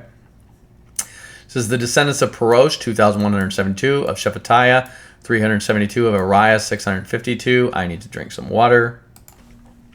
Of Pahath Moab, namely descendants of Jeshua and Joab, 218, of Elam, 1,254. Can we get an American standard so I can just see numbers? Yes, I can. The sons of Elam, 1,254. The sons of Atu, 845. The sons of Zakai, 760. The sons of Benua, 648. The sons of Babai, 628. The sons of Asgad, 2322. The sons of Adoniakim, 667. The sons of Bigvai, 2067. The sons of Adin, 655. The sons of Acher of Hezekiah, 98. The sons of Ashum, 328. The sons of Azai, 324. The sons of Hariph, 112. The sons of Gibeon, 95. The men of Bethlehem and Netopha, 188. The sons of Anathoth, 128. The men of Beth Asmaveth, 42. The men of Kiriath Jearim, Shephirah and Beerah, 743. The men of Ramah and Geba, 621. The men of Michmash, 122. The men of Bethel and Ai, 123. The men of the other Nebo, 52. The sons of the other Elam, 1254. The sons of Harim, 320. The men of Jericho, 345. The son of Lot, Hadid, and Ono, 721. The sons of Sanaa, 3,930. The priests, the sons of Jediah, the house of Joshua, 973. The sons of Immer, 1052. The sons of Pashur, 1247. The sons of Harim, 1017. The Levites, the son of Joshua of Kadmiel, the sons of Hodavah, 74. The singers, the sons of Asaph, 148. The gatekeepers, the sons of Shalom, the sons of Atur, the sons of Talman, the sons of Akub, the sons of Hatita, the sons of Shobiah, the temple servants, the sons of Ziha, the sons of Hasupha, the sons of Tabaoth, the sons of Kiros, the sons of Sia, the sons of Paddan, the sons of Labana, the sons of Hagabah, the sons of Shalmai, the sons of Anan, the sons of Gidel, the sons of Gahur, the sons of Rayah, the sons of Rezin, the sons of Nakoda, the sons of Gazam, the son of Uzzah, the son of Messiah, the sons of Besai, the sons of Mayun, the sons of Nephushim. You guys are just making up names. You're just like, let's just make up a bunch of weird sounding names. The sons of Bakbuk, the sons of Hakufa, the sons of Harhur, the sons of Bazlith, the sons of Mahida, the sons of Harsha, the sons of Barkos, the sons of Sisera, the sons of Taman, the sons of Nizeah, the sons of Hatipha, the sons of Solomon's servants, the sons of Sotai, the sons of Sopharat, the sons of Perida, the sons of Ja'ala, the sons of Darkon, the sons of Gedel, the sons of Shephatiah, the sons of Atil, the sons of Hokoreth Hazabai, the sons of Ammon, the sons of all the temple servants and the sons of Solomon's servants were 392. Thank you for giving me all their names. And they were they who came up from Tel Malah and Tel Harsha and Sherebanet and Nimmer, and they could not show their father's house as their descendants, whether they were of Israel, the sons of Deliah. So notice this is in Ezra 2. This is in Ezra. This is in 1 Chronicles 24, where they talk about these people who came up in those days. So most of this is in 1 Chronicles 24 and in Ezra 2.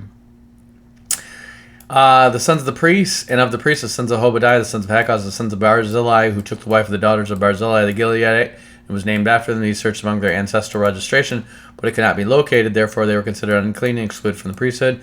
And the governor said to them that they should not eat from the most holy things until a priest arose with a Urim and Thummim. In other words, we're going to use the God's magic 8-ball to decide if you guys get the royal dole or not, or the priestly dole. And the whole assembly together was 42,360, besides their male and female servants, of whom were 7,337. They had 245 male and female singers.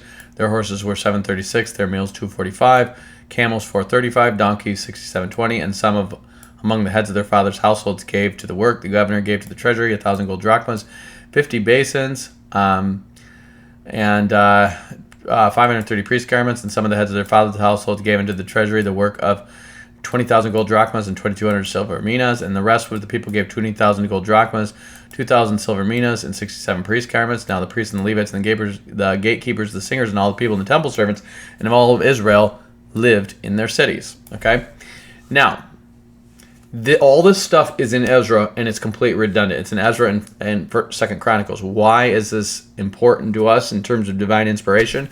Because we know that there were records that were used for all three works. These guys aren't copying each other because they're not acknowledging anything else but what's in these really boring, really redundant records of who came up with Zerubbabel.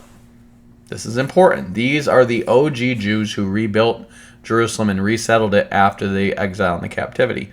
There's going to be more people that come up with Ezra, and he doesn't account those people. Ezra does, but they all account these people. They account the people that came up with Zerubbabel in Chronicles and in Ezra and in Nehemiah. Why? These are the OGs. These are the future nobility, the high nobility of Israel. These people who can trace their ancestry to these people are going to be considered upper class. They're going to be considered OGs. They're probably going to be picked for the Sanhedrin and things like that. These people matter, okay? It's really boring to us, but it would have been very relevant to a Jew of that day because it's boring history because it's not fake. Now, this part should have been in the beginning of the next chapter. I don't know why they didn't put it there. This should have been obvious. And when the 7th month came, the sons of Israel were in their cities. They're talking about stuff that happened like 85 years ago, and then they're like, when the 7th month came, the sons of Israel were in their cities. Next chapter. And all the people gathered as one man in the square, which is in front of the water gate. Why? Why didn't you see this, oh great scholars of the Old Testament? I don't know. There's stuff they do that just doesn't make sense. I don't know. It's almost like when they get to those last books of the Bible, they get kind of lazy, and they're just really tired, and they're just like, just slap the chapter break right there in the middle of a sentence that obviously is part of the next thing. I don't know why they do this. It is in the New Testament too. As you get to those later books, you're just like, why did they do this? Why did they put the chapter break there? I think they just got tired. I think some scholar was like, I'm going to do all this, and stayed up all night, and by the end of the night, he's just like, chapter 12, and it's like, dude, that's the middle of a sentence. But okay. And all the people gathered as one man in the square, which was in front of the water gate, and they asked Ezra the scribe to bring the book of the law of Moses, which God has given to Israel. Now, remember, this is the 7th month. He's rebuilt the wall of Jerusalem, and it is now the 7th month. It was Nisan, the 1st month, when he started. They're now in the 7th month. So he's been at the wall for 52 days. So they had time that they needed to get there, to get the wood, to get there, to analyze it, to work on the wall for 52 days. And then they're now in the 7th month, okay? So when we get to Ezra, we're going to go back there for a sec. In Ezra 8, we're going to see that here's all the people that came up with Ezra that are added to those other people. And then when he talks about the wall being built, he says, to give us a reviving to raise up the house of our God and restore its ruins and to give us a wall in Judah and Jerusalem. So we know this is after this. We find out that he talks about when they were praying, and he talks about them forcing these people to divorce their kids. This is in the last chapter of Ezra. And he says, it was the 9th month on the 20th of the month. So we know that this is 2 months after this part in Nehemiah we're in, okay? We know the wall's rebuilt, and it's in the 9th month. And we're going to find out in the 7th month, that's when Nehemiah starts getting on their case about marrying foreigners and forcing people to divorce their wives. And it's on the 9th month that Ezra follows suit, okay?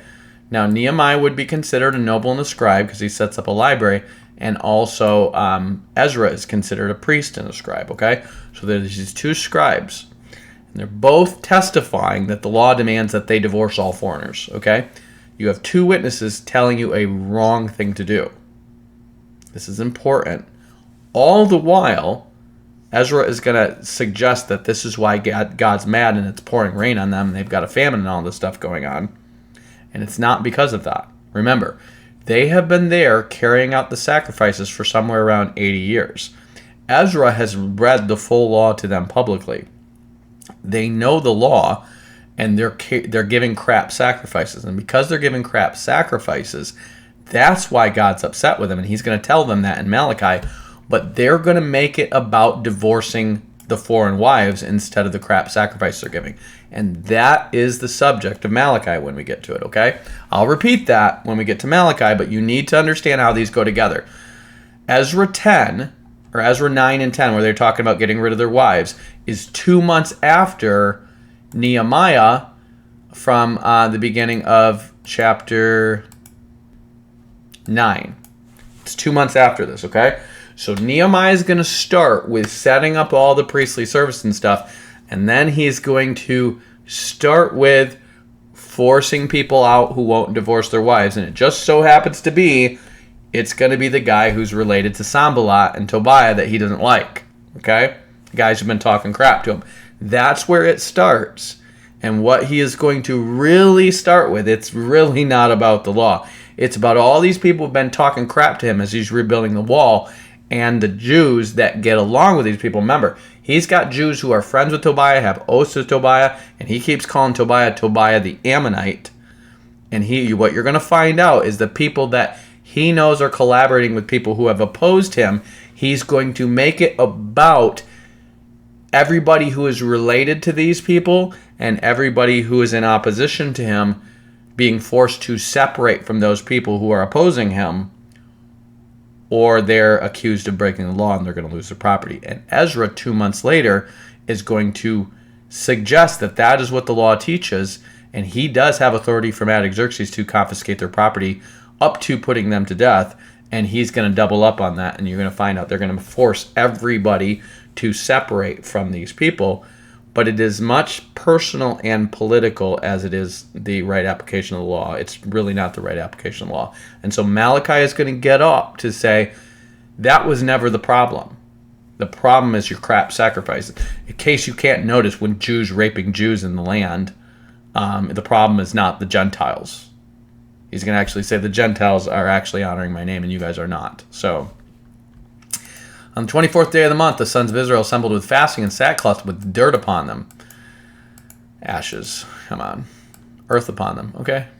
Fair enough. And the seed of Israel separated themselves from all strangers. Hold on. Let's get some new revise. And those of Israelite descent separated themselves from all foreigners and stood and confessed their sins and the iniquities of their ancestors. So they're not saying that they're divorcing them voluntarily. They're saying they're just separating themselves for this purpose of gathering and confessing their sins and the iniquities of their ancestors. They stood up in their place and read from the book of the law of the Lord, their God, for a fourth part of the day. So again, they're not reading the whole Old Testament, they're reading the Mosaic law. And for a fourth part of a day, which is going to be 6 hours, they're reading the law. And for another fourth, they made confession and worshiped the Lord their God. So for half the waking day, they're reading the law. The other half, they're confessing their sins for not keeping the law. Then Jeshua, Bani, Kadmiel, Shebaniah, Buni, Sherebiah, Bani, and Shani stood on the stairs of the Levites and cried out with a loud voice to Yahweh their God. Then the Levites, Jeshua, Kadmiel, Bani, Hashabaniah, Sherebiah, Hodiah, Shebaniah, and Pethahiah said, "Stand up and bless the Lord your God from an everlasting to everlasting. Blessed be your glorious name, which is exalted above all blessing and praise." Now, because I'm highlighting what they're doing wrong, don't look at this as all just this corrupt thing that's going on, okay? What they're doing is this is like the Protestant Reformation for these guys, okay? They're trying to get back to the scriptures, trying to get back to the purity of the Old Covenant, but they're not going back to the original prescription, which is, yes, you weren't supposed to marry people in land when you started, but if you've made covenants, which marriage is a covenant, you keep your covenant. Okay, that was their original OG prescription. Just like the Protestant Reformation tries to go back to sola scriptura, but they don't really match sola scriptura. They match a lot of Catholic and councils and stuff like that are still in place. These Jews are going to go back to things that are more, Jewish racism. It's kind of a pendulum swing from being too mixed with the Gentiles to being too separate from the Gentiles, because they were never meant to be so separate from the Gentiles that they never marry any Gentiles. Nor were they meant to be so separate from them that the Gentiles can't integrate in the land if they worship and keep the law. They were always supposed to be treated like brothers and sisters. And that would mean if they did that, you could marry among them because they're considered Jews now. Okay? Kind of like Ruth. She marries her husband. She worships the God of Israel. She's a Jew now. She's not a Moabite anymore. Okay? They were talking about these 10 generations of Moabites who were cursed by God for 10 generations because of not being cool to the Jews when they walked through on their way to the promised land. God curses them to not, those 10 generations will not enter in the assembly of the Lord forever. What does that mean? Does that mean they're all going to hell? Maybe. I don't know. He says forever. So maybe those 10 generations are like, sorry, you're cursed to hell. And then Ezra said, you are the Lord, you are Yahweh, you alone, you have made heaven, the heaven of heavens with all their host, the earth and all that is on it, the seas that are all in them, to all of them you gave life, and the host of heaven worships you. Notice the stars are the host of heaven, and these are the angels and the stars. They consider them one and the same. You are the Lord, the God who chose Abraham and brought him out of Ur of the Chaldeans and gave him the name Abraham. And you found his heart faithful before you and made with him a covenant to give the descendants of the land of the Canaanite, the Hittite, the Amorite, the Perizzite, the Jebusite, the Girgashite. You have fulfilled your promise, for you are righteous. And you saw the distress of our ancestors in Egypt and heard their cry at the Red Sea. You performed signs and wonders against Pharaoh and all his servants and the people of the land, for you knew that they acted insolently against their ancestors. You made a name for yourself, which remains to this day, and you divided the sea before them, so that they passed through the sea on dry land, but you threw their pursuers into the depths, like a stone into the mighty waters. Moreover, you led them by day with a pillar of cloud, and by night with a pillar of fire, to give them light on the way in which they should go. You came down upon Mount Sinai and spoke with them from heaven, and gave them right ordinances and true laws and good statutes and commandments. You made known your holy Sabbath to them, and gave them commandments and statutes and a law through your servant Moses. For their hunger you gave them bread from heaven, and for their thirst you brought water out of the rock. Notice these are types of Christ and the Spirit. And you told them to go in and possess the land that you swore to give them. But they and our ancestors acted presumptuously and stiffened their necks and did not obey your commandments. They refused to obey and were not mindful of the wonders that you performed among them, but they stiffened their neck and determined to return to their slavery in Egypt. But you are a God ready to forgive, gracious and merciful, slow to anger and abounding in steadfast love, and you did not forsake them. Even when they had cast an image of a calf for themselves and says, this is your God which brought you out of Egypt, and had committed great blasphemies, you in your great mercies did not forsake them in the wilderness. The pillar of cloud led them in the way that they did not lead them by day, nor did the pillar of fire by night that gave them light by the way which they should go. You gave your good spirit to instruct them. You did not withhold your manna from their mouths. You gave them water for their thirst. 40 years you sustained them in the wilderness so that they lacked nothing. Their clothes did not wear out and their feet did not swell. As you're reading this, this is me, Holy Spirit in me. I start to get convicted and sit there and go, think about how many times you screwed up. Think about how many times you did something stupid, something rebellious, lost your temper, we're being stubborn, we're being dumb, we're being lustful, we're being, whatever, running on your flesh, basically, right? And how God has kept with me by his Spirit. This is this. I read this and I see me. I see God's good, we're bad. God's good, we're bad. It's not that we're incapable of being good. It's that we wander, prone to wander. Lord, I feel it, prone to leave the God I love, right? Like, this is why we need this new covenant and this God, this promise of God to never leave us. What does that mean? It means we have a Father who's like, I'm never going to stop spanking you, but I'm also not going to disown you. That's a good Father. And you gave them kingdoms and peoples and allotted to them every corner, and they took possession of the land of King Sihon of Heshbon and the land of King Og of Bashan, which is interesting because that's where Tobiah the Ammonite is governing. Interesting that they mentioned that. You multiplied their descendants like the stars of heaven and brought them into the land that you told their ancestors to enter and possess. So the descendants went in and possessed the land, and you subdued them before the inhabitants of the land, the Canaanites, and gave them into their hands with their kings and their peoples to the land to do with them as they pleased. He did not give them to do with them as they pleased. He gave them with them to wipe them out and drive them from the land entirely. But okay. And they captured fortresses and cities and rich land and took possession of the houses filled with all sorts of good, hewn cisterns, vineyards, olive orchards, fruit trees in abundance. So they ate and were filled and became fat and delighted themselves in your great goodness. Nevertheless, they were disobedient and rebelled against you and cast your law behind their backs and killed your prophets, who you warned them in order to turn them back to you, and they committed great blasphemies. Therefore you gave them into the hands of their enemies, who made them suffer, and then in the time of their suffering they cried out to you, and you heard from heaven, and according to their great mercies you gave them saviors, who saved them from the hands of their enemies. So this is generalizing judges, and kings all together, okay? But after they had rest, they again did evil before you, and you abandoned them in the hands of their enemies, so that they had dominion over them. And yet when they turned and cried to you, you heard from heaven, and many times you rescued them according to your mercies. Now, the irony of ironies is they're literally sitting around 1,000 years from their time of their wilderness wanderings. That was about 1,000 years ago. And you warned them in order to turn them back to your law, yet they acted presumptuously and did not obey your commandments, but sinned against your ordinances, by the observance of which a person shall live. They turned a stubborn shoulder and stiffened their neck and would not obey. Many years you were patient with them and warned them by your spirit through your prophets, yet they would not listen. Therefore you handed them over to the peoples of the lands. Nevertheless, in your great mercies, you did not make an end of them or forsake them, for you are a gracious and merciful God. It is God's goodness that is the reason he has not ended his relationship with us. It's not our faithfulness. Are we capable of being faithful? Yes, we are. But we tend not to be, and thank God of his perfect faithfulness in our fickle faithfulness. Because let's face it, the best of us in our best days are fickle in our faithfulness. We try, fail, try, fail, try, fail, try, fail. And all God says is, my mercies are new every morning. Try one more time. Try one more time. Try one more time. Try a little harder. Try to be wiser. Ask me for wisdom. Ask me for help. If you ask for my help, I'll help you. I will keep you. I just need you to keep trusting me. Trust me, trust me, trust me. O good God.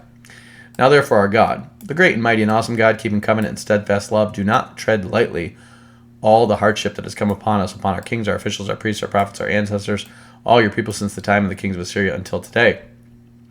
You have been just in all that has come upon us, for you have dealt faithfully and have acted wickedly. Our kings, our officials, our priests, and our ancestors have not kept your law or heeded the commandments or warnings that you gave them. Even in your own kingdom and your great goodness you bestowed on them, and in the large and rich land that you set before them, they did not serve you and did not turn from their wicked works.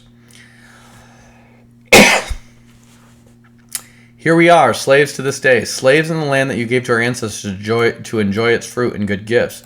Its rich yield goes to the kings that you have set over us because of our sins. So you have to pay taxes on this stuff to the Persians. They have power also over our bodies and over our livestock at their pleasure, and we are in great distress. Because of this, we make a firm agreement in writing. Now listen to this. From KJV. Because of this, we make a sure covenant. I want you to listen to this. Did God tell them to do this, or is their idea? God has already told them, you failed to keep the old covenant, I'm going to make a new covenant. He's already said this under Jeremiah when they got kicked out of the land, okay? There's going to be a new covenant with Messiah, okay? There's going to be a new covenant. But they're like, just give us one more chance, Lord. We can keep that old covenant. They're like, this isn't God doing this. This is them doing this, okay? Now listen to this.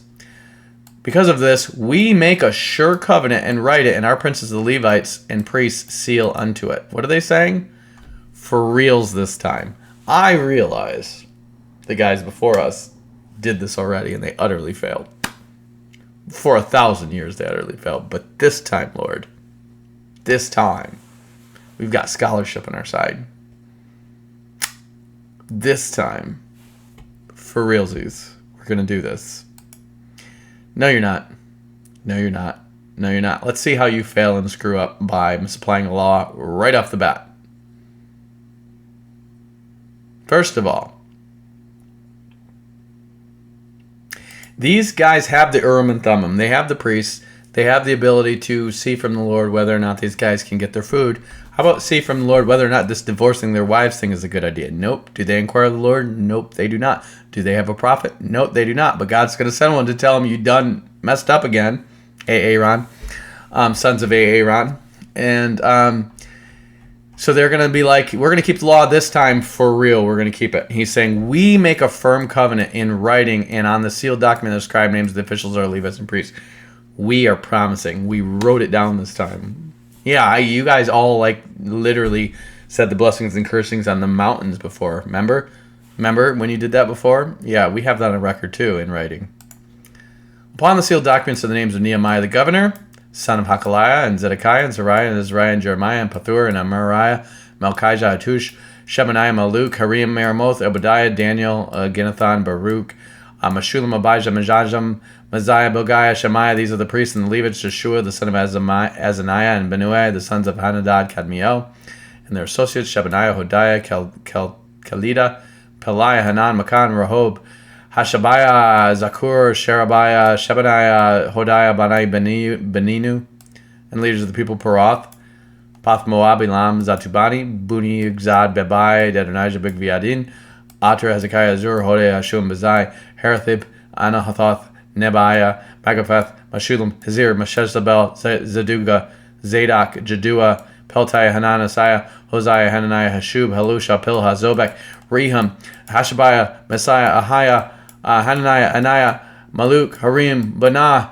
John Piper, Mark Driscoll, all the greats, they're all in. We got one big conference this time when we get together and have a synod with all the great pastors and all the biggest people with all their markets and all their poll and all this agreeing to disagree in primary and secondary issues. This time when we create Christendom, this time it won't just turn into Christians killing other Christians. This time it will be different, Lord. This time we've got all the greats, all their signatures, everyone in the conference, and you can attend for just $400 a day and listen to all these people. We're all picking up a full-time salary to teach elsewhere, make a bunch of extra money off you. This time, Christendom 2.0 will not fail like Christendom 1.0. This time, we'll get it right. It's going to be great. We've got all the signatures. We've got all the greats, all your favorite pastors.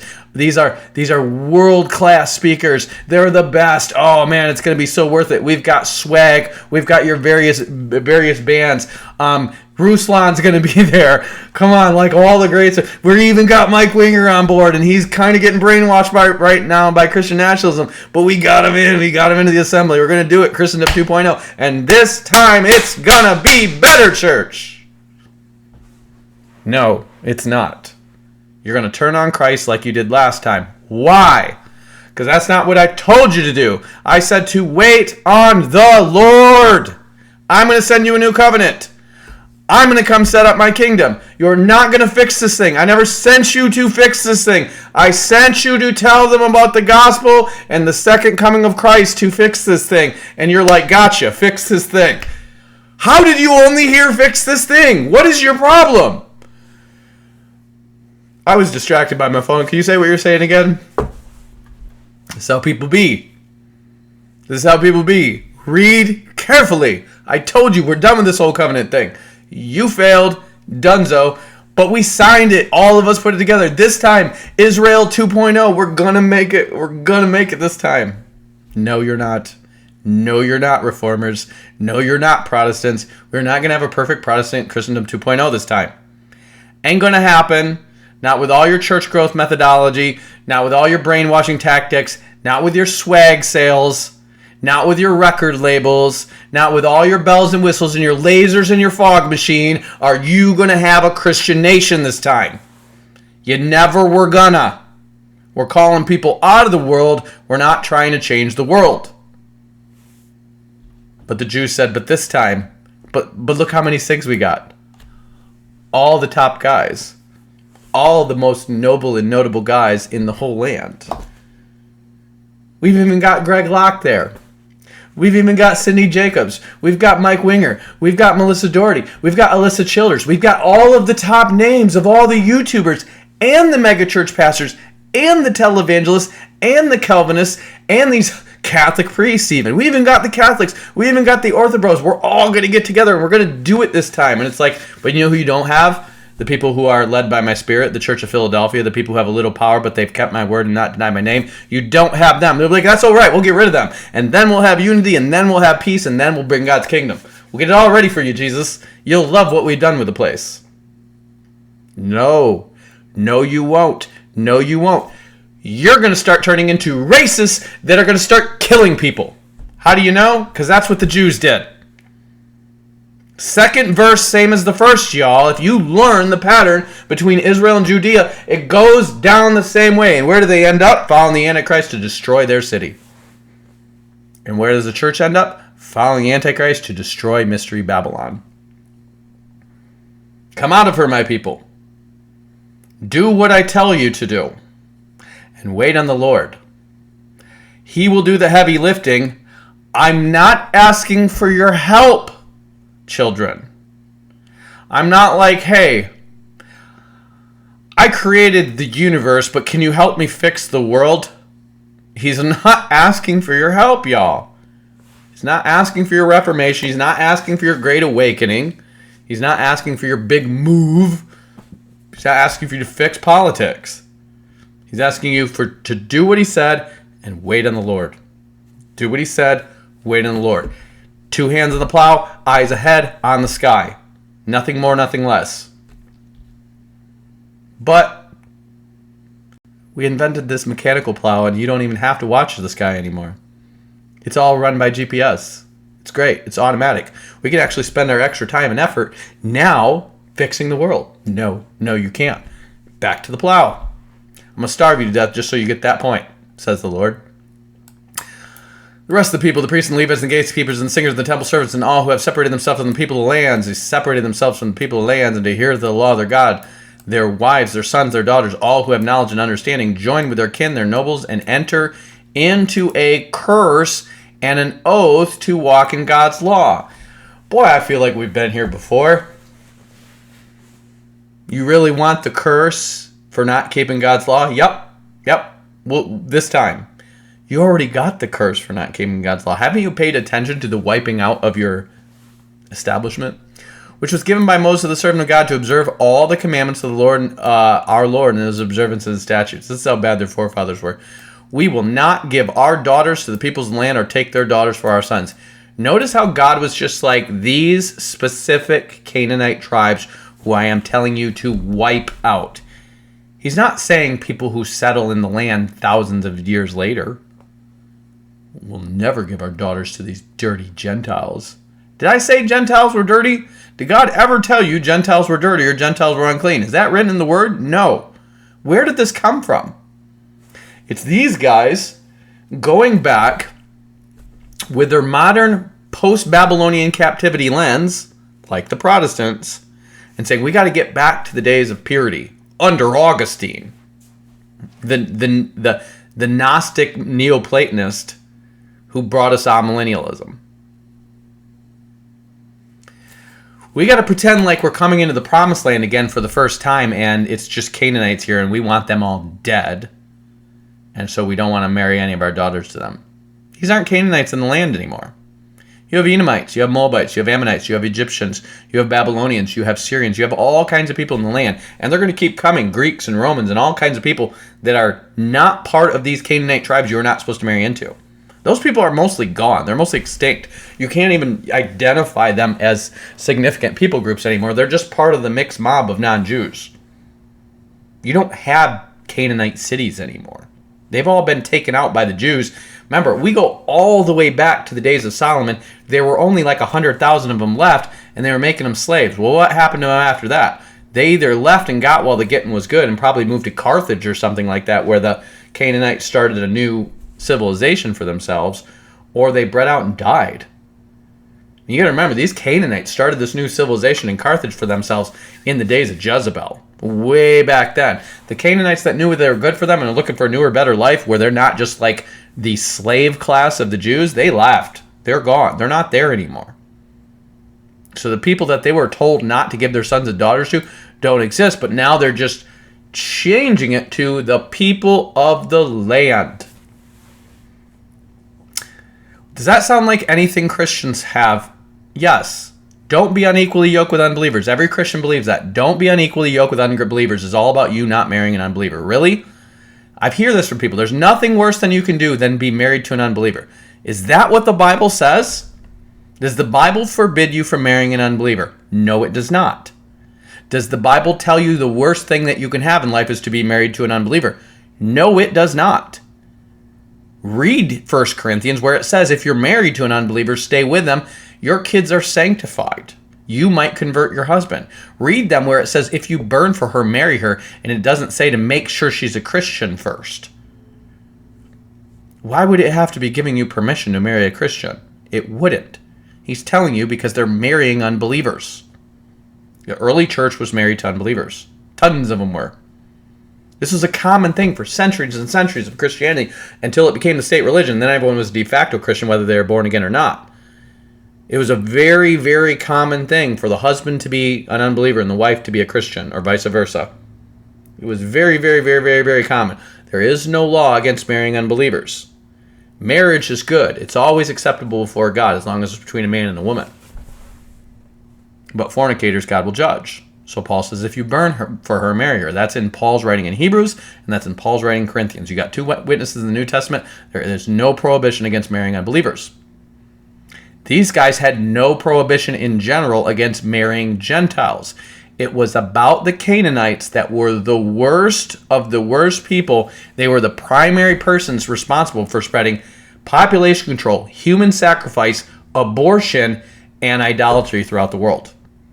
The Canaanites were the worst. They were the OGs, and they were the absolute worst in the Promised Land because that's where they brought back Nephilim. They were the worst. It was Sodom and Gomorrah all over Israel. And that's why they were told to not marry in with those people and wipe them out. They weren't told all Gentiles were dirty. Joseph had a Gentile wife. Moses had a Gentile wife. Abraham had a Gentile wife. Isaac had a Gentile wife. Jacob had a Gentile wife. Judah had a Gentile wife. David had a Gentile wife. You just go on and on and on. Solomon had a whole bunch of... Well, then they were going to make it all about Solomon's many wives. Well, no. For Solomon, it was told, do not multiply your wives with the wives of the nations if you have a king. Why? Because those people you're marrying in are from the royal court, and they have state attachments to the state religions of these other lands, and those people will corrupt your land, and that's what happened. That was for the king, not for all the people. And they're going to smush all that together into say, you know what our problem was? The Gentiles. It's the women. The problem is, you know what the problem with all the sin in America is? It's the women. Let's just be anti-women now. It's the darkies. Let's have black fatigue now. What are you talking about? It's you. The women didn't make church growth methodology. The women didn't lead in the exaltation of gay marriage. That was Tim Keller. That was Rick Warren. That was Andy Stanley. That was Eugene Peterson. Last time I checked, that was a bunch of white men. Let's not front. The problem is not the darkies. The problem is not the women's, the broads. It's you. It's you not obeying God. Obey God. You know, if we just really got rid of all these trannies, there's always been trannies. There were trannies back in the ancient Bible times. There were trannies when I got saved. They were empowered by the Christians in the churches saying gay marriage is okay. The Christians were saying it in the churches before the government was saying it's a law. Wake up and smell the apostasy, you people. The churches were pushing feminism and women preachers before the feminist movement and before women's suffrage. Wake up and smell the apostasy, people. We are the priesthood of this world. They're not leading us, they're following us. The churches are teaching rebellion. The churches are teaching we're going to overthrow the government because we don't want to pay our taxes. So what's going on in Portland right now is not the result of the leftists. It's the result of the Christian conservatives who said, don't tread on me. Wave a serpent around and say, don't tread on me. We don't have to do it if we don't want to. It's the spirit of rebellion that governs this whole country. And you guys think like we can justify and glorify that and then not accept its children. You can't put down the rebellion in Portland if you can't acknowledge the rebellion in 1776. Wake up and smell the apostasy, church. You have been promoting this false religion of satanic rebellion, satanic revolt, satanic revolution, satanic we can do better than the Word of God says, ever since the beginning of this nation. And now you want to point to some people who are just a little further along the same logical paradigm that you are and say, we just need to get rid of them, as if it's going to be better. Like, this tree's bearing a lot of bad fruit. Don't worry, we'll just cut off the fruit every time it grows. But we're not going to deal with the root at all. We're done, America. You're done. Time's up. you're going to fall. This daughter of Babylon is going to fall. All right? We will not give our sons and our daughters to the land and take on their sons and daughters for us. And the peoples of the land will bring their merchandise or any grain on the Sabbath day to sell. We will not buy it from them on the Sabbath or holy day, but we will forego the crops of the 7th year of the exaction of every debt. Okay? For 70 years, God forced them into exile to give the land its rest that he said is required. They didn't keep it the entire time. Not only that, they never did the Feast of Tabernacles once. They're going to do it for the first time. It was prescribed in the wilderness under Moses, and they're going to do it for the first time here. That's how bad it is. They don't keep the Passover most years. They don't keep any of the feasts. They're going to start doing this stuff for the first time. We also lay ourselves the obligation of the charge ourselves yearly 1/3 of a shekel for the service of our house of our God. So this is where the temple tax comes from. It was never prescribed in the law, but they're just going to do it. They're just going to this is what they're doing. They're creating a revision of the Mosaic law and putting that on themselves and say, we're going to bind ourselves with a curse to a revised Mosaic law that we're going to make up ourselves. And then we'll have God's blessing. Okay. For the rows of breads, the regular grain offering, the regular burnt offering, the Sabbaths, the new moons, the appointed festivals, the sacred donations, and the sin offerings to make atonement for Israel and for all the work of the house of our God. We have also cast lots among the priests, the Levites, and the people for a wood offering to bring it to the house of our God by ancestral houses at appointed times, year by year, and burn upon the altar of our God as is written in the law. Okay. We obligate ourselves to bring the first fruits of our fall and the first fruits of every fruit of the tree, year by year, to the house of the Lord. Also to bring the house of the Lord our God to the priests who minister in the house of our God, the firstborn of our sons of our livestock, as is written in the law, the firstlings of our herds and our flocks. And to bring the first of our dough and our contributions of first fruit of every tree, the wine, the oil, the priests of the chambers of the house of our God, to bring the Levites the tithes from all our soil. For it is the Levites who collect the tithes in all our rural towns. And the priest, the descendant of Aaron, shall be with the Levites, and the Levites shall receive the tithes, and the Levites shall bring the tithes of the tithes to the house of our God, to the chambers of the storehouse. For the people of Israel and the sons of Levi shall bring a contribution of grain and oil to the storerooms where the vessels of the sanctuary are, and where the priests that minister and the gatekeepers and the singers are. We will not neglect the house of our God. So they are setting up the legal standard that's going to lead you into the time of Christ. Okay? If you don't take the time, O Jew or O Christian teacher, to find out the subtle deviations from the law of the Lord, like the temple tax, like the total prohibition against being with Gentiles, it is not from God, you realize you're not going to understand the time of Christ unless you understand Nehemiah and Ezra. Okay? You have to understand these are Jewish Protestant reformers, if you will, trying to say this time we're going to have it on lock. This time we'll have total control. Jurassic Park. And she responds, that's the deception. You never had control. This time we'll do it right. No, you're not. No, you're not. No, you're not. Appreciate your sentiment. But where's the part where it's just like, okay, Lord, we're going to try to keep the law. Is there anything else we should do? Maybe you shouldn't bind yourself with a curse. How about that? How about like not binding yourself with a curse? Especially considering this is not the law of Moses. Now the leaders of the people live in Jerusalem. The rest of the people cast lots to bring out 1 out of 10 to live in the holy city of Jerusalem, while 9/10 remain in the other towns. So all these other people who've settled here, remember, it was originally 50,000. Ezra brings, I forget, like a few thousand more. So they might be up to like 60, 70,000 by now. 1 out of 10 of them are going to go live in Jerusalem and populate the city. Which works out really well for everyone, because when they got to go up for the feast, they all have relatives who live in the city. Works out pretty good. And the people blessed all those who willingly offered to live in Jerusalem. These are the leaders of the province who lived in Jerusalem, but the towns of Judah all lived in the property in their towns. Israel, the priests, the Levites, the temple servants, and the descendants of Solomon's servants. And in Jerusalem lived the Judahites, and of the Benjamites of the Judahites, Athaiah, son of Uzziah, son of Zechariah, son of Amariah, son of Shephatiah, son of Mahalalel, of the descendants of Perez. And Messiah, the son of Baruch, and the son of Kol-Hozeh, son of Haziah, the son of Adiah, the son of Joarib, Joarib, the son of Zechariah, son of Shilonite, and the sons of Perez who lived in Jerusalem were 468 valiant warriors. Remember, Perez is going to be who David's descended from. His name means the breach. He was the firstborn out of the womb of Tamar by Judah. And these are the Benjamites: Salu, the son of Meshulam, the son of Joed, the son of Pedaiah, the son of Koliah, the son of Messiah, the son of Ethiel, the son of Jeshaiah, and his brothers, Gebai, Salai, 928.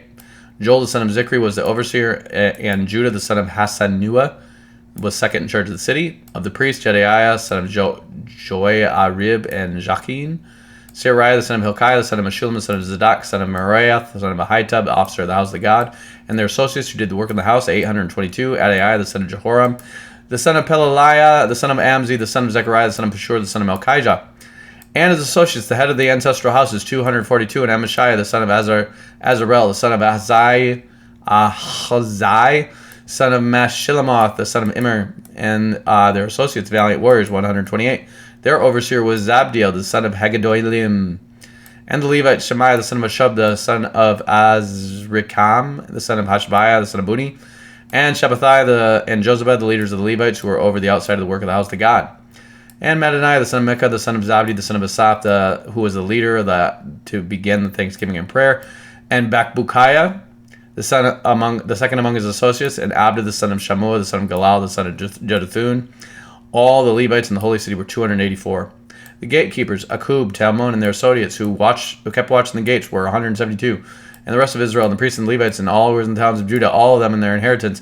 But the temple servants lived on Ophel, and Ziha, and Gishpa were over the temple servants. The overseer of the Levites in Jerusalem was Uzi, the son of Bani, the son of Hashabiah, the son of Mattaniah, the son of Micah, of the descendants of Asaph, the singers, the charge of the work of the house of God. In charge of the work of the house of God. There was a command for the king concerning them. There was a command from the king concerning them, and a settled provision for the singers was required every day. So the king, Artaxerxes, is having them make sure these singers get their eats. Because he wants to hear singing when he comes to visit. And they're offering offerings up to God on his behalf. And Pethahiah, the son of Mahashabel, the descendants of Zerah, the son of Judah, the king's hand in all matters concerning the people. And as for the villages with their fields, some of the people in Judah lived in Kiriath Arba and its villages, and Dibon and its villages, and Jekabzeel and its villages, and Joshua and Molda and Beth Pelet and Hazur Shawal and Beersheba and its villages, in Ziklag and Machonah and its villages, and Enrimmon and Zorah and Jarmuth, Sanoah, Adullam and its villages, Lachish and its fields, and Azekah and its villages, and they camped from Beersheba to the valley of Hinnom. And the people of Benjamin also lived in Geba onward to Michmash, also Bethel and its villages, Anahoth, Nob, and Anahiah, Hazor, Ramah, and Gittaim, Hadid, Zeboim, Nebalat, Lod, and Ono, the valley of artisans. So these are basically the tribal territories of Judah and Benjamin, minus the Ashdod, Philistine parts, and they're not all the way down to the port of Elad anymore. They're just kind of in that surrounding region around Judah. And certain divisions of the Levites in Judah were joined to Benjamin. These are the priests and the Levites that came up with Zerubbabel, the son of Shealtiel, of Jeshua, of Sariah, of Jeremiah, Ezra, Amariah, Maluk, Hattush, Shechaniah, Rahum, Meremoth, Iddu, Ginothai, Abijah, Mijdem, Madiah, Bilgah. Notice you have an Ezra with Zerubbabel. So there's an Ezra and a Nehemiah at the same time as Zerubbabel, but they're different Ezras and Nehemiahs. Shemaiah, Joreb, Jediah, Salu, Amok, Hilkiah, Jediah. These were the leaders of the priests according to their associates in the days of Jeshua. There's also multiple Jeshuas. This is Joshua, the priest who's there with Zerubbabel, and he apparently has like a grandson, I think, named Joshua as well. So you could see how they confuse it, but they should know better. The Levites, Jeshua, Benui, Kadmiel, Sherebiah, Judah, and Mattaniah, who with associates was in charge of the songs of thanksgiving, and Bakbukiah and Nuno and their associates stood opposite them in their service. Jeshua was the father of Jehoiakim, Jehoiakim the father of Eliashib, Eliashib the father of Joiada, Joiada the father of Jonathan, and Jonathan the father of Jaddua. Maybe there isn't a second Joshua. In the days of Jehoiakim the priest, the heads of the ancestral houses were Sariah, Moriah, Jeremiah, Hananiah, of Ezra, Meshullam, Amariah, Jehonan, Maluki, Jonathan, Shebaniah, Joseph, and Hiram, and Ada, and Jerioth, and Hilkiah, and Iddo, Zechariah, Ginathoth, Meshullam, Abijah, Zikri, and Miniam, and Moabiah, and Piltai, and Bilgah, and Shammua, and Shemaiah, and Jehonathan, and Joreb, and Mattaniah, and Jedaiah, and Zuli, and Shali, and Kali, and Amok, and Eber, and Hilkiah, and Joshua, and Jediah, and Nathaniel.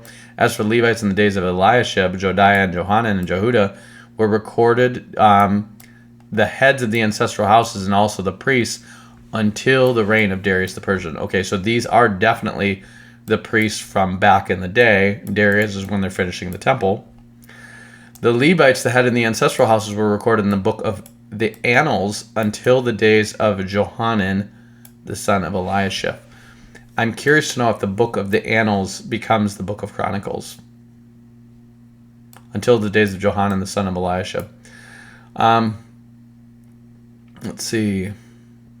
I don't know. And the leaders of the Levites, Hashabiah, Jerobiah, and then Jeshua, the son of Kadmiel, and their associates over and against them, to praise and give thanks according to the commandment of David, the man of God, opposite section to section. So they obviously have other records and other recordings that are ultimately going to be truncated down to Ezra, Nehemiah, and Chronicles. It looks like Ezra and Nehemiah is kind of the priestly, or Ezra and Chronicles is kind of the priestly source of kind of the same things that are going on with Nehemiah, and Nehemiah is just about the building of the wall and the stuff that Nehemiah sets up, but the completion of the wall is mentioned in Ezra, as is the forced divorces. Mattaniah, Bechubiah, Obadiah, Meshullam, Talmon, Akub were gatekeepers standing guard at the storehouses of the gates. These were in the days of Jehoiakim, the son of Jeshua, the son of Josedek, in the days of the governor Nehemiah, and of the priest Ezra the scribe. Now at the dedication of the wall of Jerusalem, they sought out the Levites in all their places to bring them to Jerusalem to celebrate with dedication, the dedication with rejoicing, with thanksgiving, and with singing, with cymbals and harps and lyres.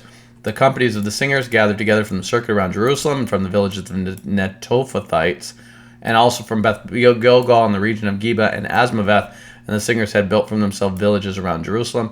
And the priests and the Levites purified themselves, and they purified the people in the gates of the wall. Then I brought the leaders of Judah up onto the wall and appointed 2 great companies to give thanks. Went into procession. One went to the right and on the wall of the dung gate. So Nehemiah, this is why you can kind of tell that Chronicles is being probably set up in this time.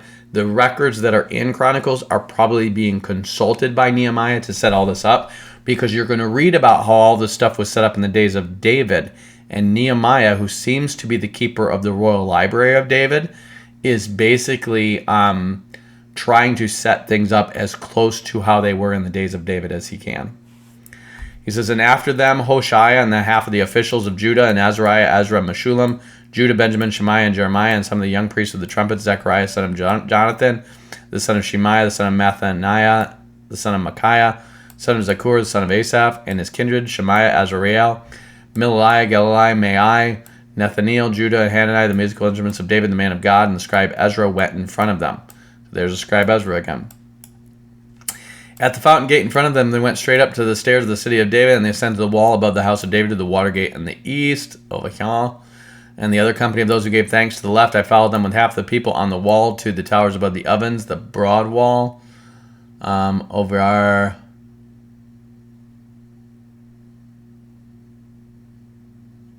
Here. They're going from over here. And above the gate of Ephraim, the old gate, and the fish gate, and the tower of Hananiel, and the tower of the 100, and the sheep gate, and they came to a halt at the gate of the guard. So they seem to be going in and out of the gates, like almost like blessing the city after it's all done. Remember, this is all in the 7th month after the decree to rebuild Jerusalem. So we're 7 months out from that. And then he says, and the priests, and Eliakim, Messiah, and Minimum, and Micaiah, and Elinoiah, and Zechariah, and Hananiah with trumpets, and Messiah, and Shemaiah, and Eleazar, and Uzi, and Jehonan, and Melchijah, and Elam, and Ezer, all the singers sang with Jezariah as their leader. They offered great sacrifices that day and rejoiced, for God had made them rejoice with great joy, and the women and the children also rejoiced. The joy of Jerusalem was heard far away. So it's like they're dedicating the city and the temple. They're reestablishing as close as they can to the way it was in the days of David. They've now got, probably around 7,000 people that are going to be dedicated to live in the city. We are so back, they're saying. We are so back. All we got to do is keep the law perfectly, and then the Messiah will come. We don't have any record of them counting from the days of Daniel. It's interesting that you don't have somebody going, hey, this kicks off Daniel's 70th week prophecy. It's interesting that they're not getting that. Or that's not being written down, at least. On the day when men were appointed over the chambers of the stores and the contributions, the first fruits and the tithes, to gather them the portions required by law for the priests and for the Levites of the field of the fields belonging to the towns, for Judah rejoiced over the priests and the Levites who ministered. They performed the service of God and the service of purification, added the singers and the gatekeepers, according to the command of David and his son Solomon. So again, they're lining this up to royal records that are ultimately going to be concluded into the book of Chronicles. So I suspect that Ezra and Nehemiah are having teams compose the Chronicles as the justification for how they're doing this. Now, that's going to go into the canon. Ezra's stuff is going to go into the canon, and then Nehemiah is going to come later on into the canon. And then Malachi. When does Malachi prophecy? It could be before Nehemiah and Ezra are written. It could be right after they do what they do, but before their books are written. Ezra seems to come on the 9th month, and it seems to close. It seems to be connected to Chronicles, and I would imagine it's written not that long later, but we know that Nehemiah's is written at least 12 years later. So probably Malachi comes in as a prophet to rebuke what they're doing before Nehemiah is closed.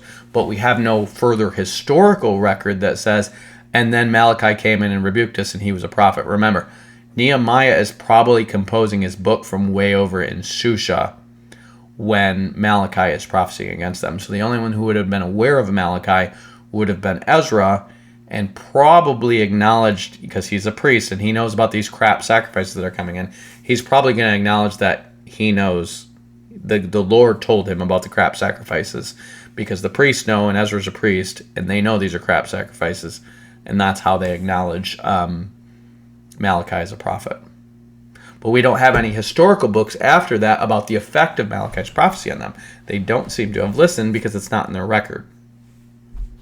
So, for in the days of David and Asaph long ago, there was a leader of the singers, and they were songs of praise and thanksgiving to God. Now, we do know they set up the priests to inspect the sacrifices after that, which is a good thing. And we have all the people about bringing their, spotless lambs up for the Passover deal. So they seem to acknowledge that part, but they seem to miss the divorce part. They stopped doing it, we know that, but they still seem to culturally reject anyone who's married to a Gentile. But maybe not entirely, because Paul's seems to be the son of a Roman. Their women are definitely marrying Greeks and Romans. So maybe they're not quite as stringent on it as they were back in this day. So maybe they did listen to Malachi. In the days of Zerubbabel, and in the days of Nehemiah, so this is a period of a total of around 80 years. It's probably not that long. It's probably more like 50, 60 years. All Israel gave the daily portions for the singers and the gatekeepers, and they set apart that which was for the Levites, and the Levites set apart that which was for the descendants of Aaron. So we have the Levites. They're on the dole for the tithe. The descendants of Aaron is where the priesthood comes from. Now, on that day, so remember, we're in that 7th month, on, I forget which day of the month, 7th month, like 20-something day, they read from the book of Moses in the hearing of the people, and it was found written that no Ammonite or Moabite should enter the assembly of God, because they did not meet the Israelites with bread and water, but hired Balaam against them to curse them. Yet our God turned the curse into a blessing. The blessing was when Balaam tried to prophesy against them, but ended up blessing them. When the people heard the law, they separated from Israel all of those of foreign descent. Now notice, it says should ever enter the assembly of God. It says forever. It says, notice they cut out until the 10th generation. Wouldn't there be an inquiry? It would be like, what does until the 10th generation mean? Oh, that meant that was going to last for 10 generations from when the time that the Ammonites and the Moabites did that.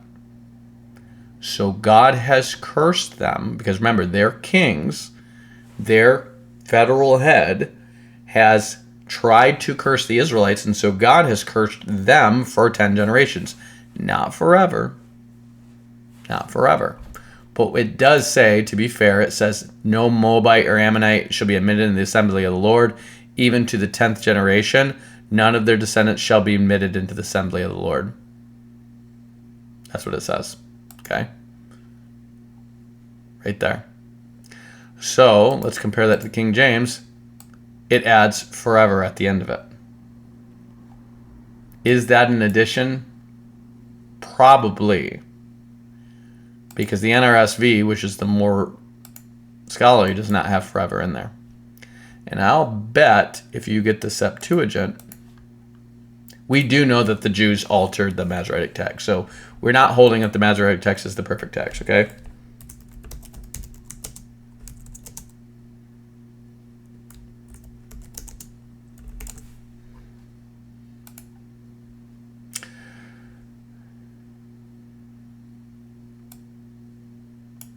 it does say even forever. What about the Samaritan Pentateuch?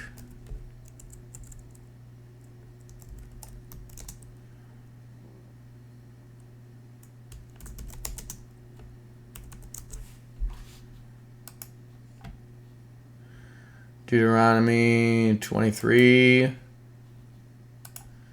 3, it says, a bastard shall not enter the congregation of the Lord even into the 10th generation. Shall he not enter in the congregation of the Lord? An Ammonite or Moabite shall not enter in the congregation of the Lord even unto their 10th generation. Shall they not enter in the congregation of the Lord forever? So that's confusing. Unto the 10th generation and forever. So they all say it. But what the NRSV seems to be concluding is that somebody slapped that on there. Because when the Jews say forever, they omit to the 10th generation. And it doesn't make sense for the 10th generation forever. It sounds like those 10 generations are cursed to hell, if that's what he's saying. And I doubt that God is going to curse them to hell for a sin of their fathers, that they can never be saved. I doubt that. So even unto their 10th generation, again, you have a bastard shall not enter into the 10th generation. Then you have the Moabite and Ammonite to the 10th generation, and here's why. And then the word forever slapped on the end of it. That was probably a later Jewish addition. That would be my guess. It probably didn't say that. What they're trying to do is reconcile the fact that Nehemiah is saying that they shall not forever ever enter. So if we look at the King James, ever come into the congregation of the Lord forever, and they completely omit the part about to the 10th generation. So my guess would be that Nehemiah straight up changed the law, because who is he trying to get out? Tobiah the Ammonite. He keeps talking about Tobiah the Ammonite, who is his rival, who a bunch of people are loyal to him. And so he seems to change the law that says an Ammonite and Moabite should not come into the congregation law for 10 generations until to forever. And this would be at least a couple hundred years before the Septuagint is written. And we have a lot of evidence that the Samaritan Pentateuch was not older than this. It was actually influenced by both the Proto-Masoretic text and the Septuagint. It was just written in the Proto-Hebrew script. So this seems to be that forever seems to come from Nehemiah. He's actually changing the law to get rid of Tobiah the Ammonite, who he keeps calling him the Ammonite. Even if he's a half Ammonite or part Ammonite, we know he's descended from Israel. I mean, they're not going to have just an Ammonite have an apartment on the temple. He's descended from Israel, and he's notable, and he's a noble, but Nehemiah doesn't like him, so he just changes the law. That's what he does. And that change seems to be post facto written back into Deuteronomy. Because it doesn't make sense, 10th generation and forever. What does that mean? When you read, the bastard shall not enter the congregation of the Lord even to their 10th generation. What does that mean? It sounds like a bastard is somebody who's born out of wedlock, shall not enter in the congregation of the Lord even to their 10th generation. Then he says, but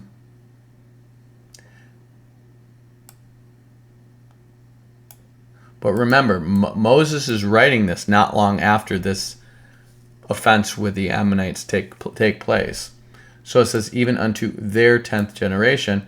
It says, a bastard shall not enter the congregation of the Lord, even unto his 10th generation shall he not enter the congregation of the Lord. So it seems like if somebody is born a bastard for 10 generations, they're not part of the assembly of Israel. They are kind of outcast for 10 generations. Also, these Ammonites are kind of outcast for 10 generations. So when does it start? I would assume the 10 generations starts right then, because it says, because they met you not with bread in the way, and he came forth out of Egypt, and they hired Balaam against you. So I would assume it's 10 generations from when they hired Balaam against you.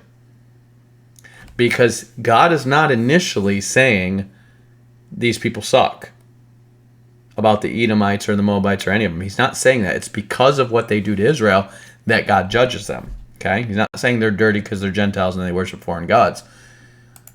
So he pronounces a particular curse 10 generations from the people who hired Balaam against them. That's the only way you can account this as justifying David being the king, because he's definitely in the assembly of the Lord.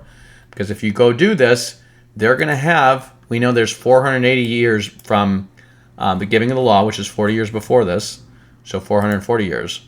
Well, 440 years divided by 10 means by the time you get to David, if a woman's childbearing age is just 44, 10 generations are definitely up. And most of these women are given in marriage, before they're 20. So 10 generations of women would have been up by that time. So by the time you get to Ruth and Boaz, you're probably past the 10th generation already, because Ruth is the mother of Obed, who's the mother of Jesse, who's the father of David. There's no way you can spin that and say, oh, that's hundreds of years. That's maybe 100 years, okay? Which means you've had 300 years, and if these people are starting to have kids, let's say by the time they're 20, they give up childbearing by the time they're 40, but they probably honestly have most of their kids earlier than that. You could literally have 20 generations of daughters given, and by the time you get to 300 years, you go divide into 300.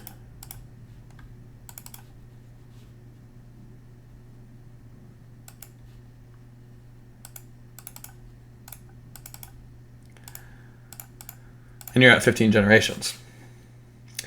So by the time you get to Ruth, you very easily could be past the 10th generation mark, and there's no prohibition about these people not being part of the congregation of the Lord or the assembly of the Lord. And by that time, they're free to marry the Moabites, and that's why they're doing it.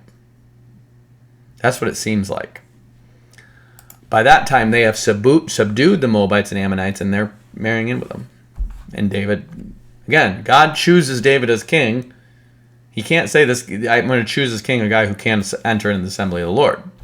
Under Nehemiah, David would have been out, because David would have been called a Moabite, because he is part Moabite, just like Tobiah is probably part Ammonite.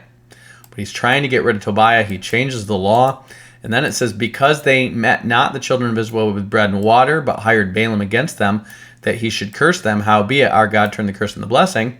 Now it came to pass when they had heard the law, that they separated from Israel all the mixed multitude. So now they have not just separated themselves from the Gentiles, they have separated from anyone who's part Gentile. Your dogs, your mongrels. Who does this remind you of in history who stuck it to the Jews one day? That would rank people according to their genetic purity pedigree, and if so many generations of you had any Jew in you, well, we're going to kill you dead. Do you see how God's a God of like, you reap what you sow here? We're going to separate you, what, into ghettos? We hate you. Why? Because you're mongrel races. Oh. You think that's ever going to come back to bite us in the ass, says the Jew in the 4th century BC? Nah. Little subtle change of the law forever? Nah. Think that's ever going to come back in our own heads? Like, this Jesus guy showed up and he's like, the way you judge, it will be judged back to you. With the exact measure you measure, it will be measured unto you. Nah. How far back did the Nazis go to see if there was any Jew in you? I think they went back like 8 generations or something like that. Something crazy like that. So before Elisha, the priest, having the oversight of the chamber of the house of God, was allied to, listen to this, before this, Elisha, the priest, having oversight of the chamber of the house of God, was allied to Tobiah. He's not just allied to him. His son is married to his relatives. Do you see where this is like really like, does he have an agenda here? Is he just doing this because the Spirit of God has taught him to like casually miss some words in the law and then add some other words that aren't there? Does he have beef with Tobiah, the Ammonite, who he keeps calling the Ammonite? And he prepared him, what he really is the governor of Ammon. He's the Hebrew Israelite governor of Ammon. He is not an Ammonite. He might be part Ammonite, though. We don't know. And he prepared for him a great chamber where aforetime they had laid meat offerings and frankincense in the vessels, and the tithes of corn and the new wine and the oil, which was commanded to be given to the Levites and the singers and the porters and the offerings of the priests. But in all this time I was not I at Jerusalem, for in the 32nd year of Artaxerxes king of Babylon came I unto the king, and after certain days I obtained leave of the king. So he says, in all this time, okay, let's get a real book to read. While this was taking place, I was not in Jerusalem, for in the 32nd year of King Artaxerxes, I went to the king. After some time, I asked leave of the king. So remember, he's staying there for 12 years, but he has a set time he has to come back. So he goes back to Artaxerxes and return to Jerusalem. So after some time, he returns. So it's after he's been gone back there. How long is this? We don't know. And he returns, and he discovers the wrong that Eliashib had done on behalf of Tobiah, preparing a room for him in the courts of the house of God. Notice it's in the courts of the house of God. He's preparing an apartment for this guy. Well, why is he doing this? Well, he's married in with a priesthood. He probably is involved with supplying for the temple sacrifices. And he visits the city every now and again. So they built him a little apartment there to come and visit. And I was very angry, and I threw all the household furniture of Tobiah out of the room. Then I gave orders and cleansed the chambers, and I brought back the vessels of the house of God with grain offering and the frankincense. I also found out that the portion of the Levites had not been given to them, the tithes, so that the Levites and the singers who had conducted the service had gone back to their fields, so they stopped giving their tithes. What is one of the things that Malachi is going to come against them for? Stopping giving their tithes. They're not just giving crap sheep in their sacrifices, they're not paying their tithes. Okay? So he agrees with what Malachi is saying here. So I remonstrated the officials and said, why is the house of God forsaken? And I gathered them together and set them in their stations. Listen to this. He's governor for 12 years. He finishes the building the wall 12 years ago, and they have this great rejoicing. He gets them all to say, we're not going to rape and pillage our neighbors. We'll keep the law. He governs them for 12 years, leaves for a bit, comes back, and they're not doing any of it anymore. This is how bad they are. Okay? Then all Judah brought the tithe of grain, wine, and oil into the storehouses. So I would suspect that Malachi probably prophesies before he gets back, because he's saying then all Judah brought the tithe of grain back. So when is this? He didn't say. He just says after a time. So could it be years? Probably it was years. So somewhere between that 12th year that he goes back from his governorship and him coming back, he gets them to start bringing the tithes in again, which Malachi prophesies against. So that's when Malachi is. And I appointed the treasurers over the storehouses of the priests, Shelemiah, the scribe Zadok, and Pedaiah of the Levites as their assistant Hanan, the son of Zakur, the son of Mattaniah, for they were considered faithful, for their duty was to distribute their associates. Remember me, O my God, concerning this, and do not wipe out my good deeds, for I have done for the house of God in my service. In those days I saw in Judah people treading the wine presses on the Sabbath, and bringing in heaps of grain and loading them on donkeys, and also wines and figs and all the kinds of burdens which are brought to Jerusalem on the Sabbath day. And I warned them at that time against selling food. So they're back to violating the Sabbath. They're back to not paying their tithes.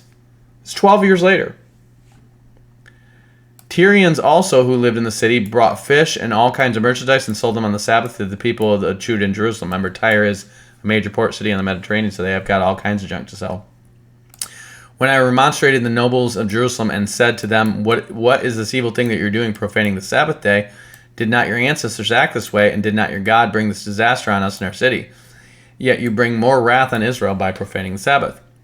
When it began to be dark at the gates of Jerusalem before the Sabbath, I commanded that the doors be shut, and gave orders that they should not be opened till after the Sabbath.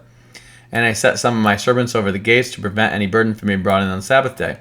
Then the merchants and the sellers of all kinds of merchandise spent the night outside Jerusalem once or twice, but I warned them and said to them, why do you spend the night in front of the wall? If you do so again, I will lay hands on you. In other words, I will arrest you. From that time, they did not come on the Sabbath. Okay? So he has to go back after his 12-year governorship and get them to keep the Sabbath and pay the tithes. So you can imagine that Malachi probably prophesied between these times. And I commanded the Levites that they should purify themselves and come under the guard gates and keep the Sabbath and the holy day. Remember this also in my favor, O my God, and spare me according to the greatness of your steadfast love. In those days I also saw Jews who had married the women of Ashdod. So these could be Philistines, could be Egyptians, could be Moabites, could be Edomites. Who are they? We don't know. The people of Ashdod, let's see what it says. People of Ashdod.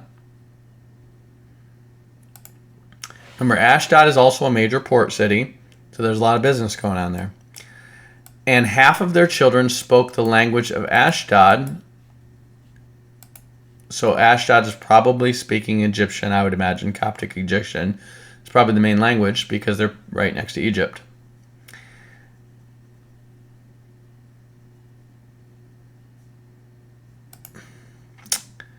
And they could not speak the language of Judah, but spoke the language of various peoples. So this is probably years later, but this was going on when he was there the first time, but his first time was mostly spent in Jerusalem as the governor of Jerusalem. The fact that he doesn't know that people are married in with these people, remember, 12 years earlier, at least 12 years earlier, they had forced them to divorce all their foreign wives, and these guys are going right back to marrying foreign wives and have kids that don't speak the language. Why? Because it's a bilingual society and they're all under Persian sovereignty, and you have free roam and free trade throughout the Persian realm. People are going to move, people are going to mix. They do not have a law to keep the pure Jewish tongue. They do not have a law to never marry in with Gentiles. He's creating that and he's enforcing it, okay?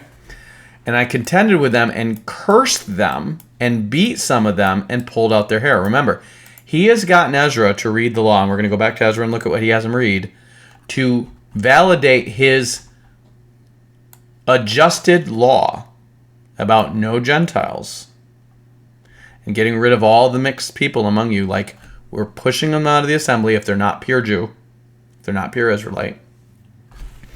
And we're pushing them out of the assembly, and we're treating them like they're the Canaanites who we were supposed to drive out of the land.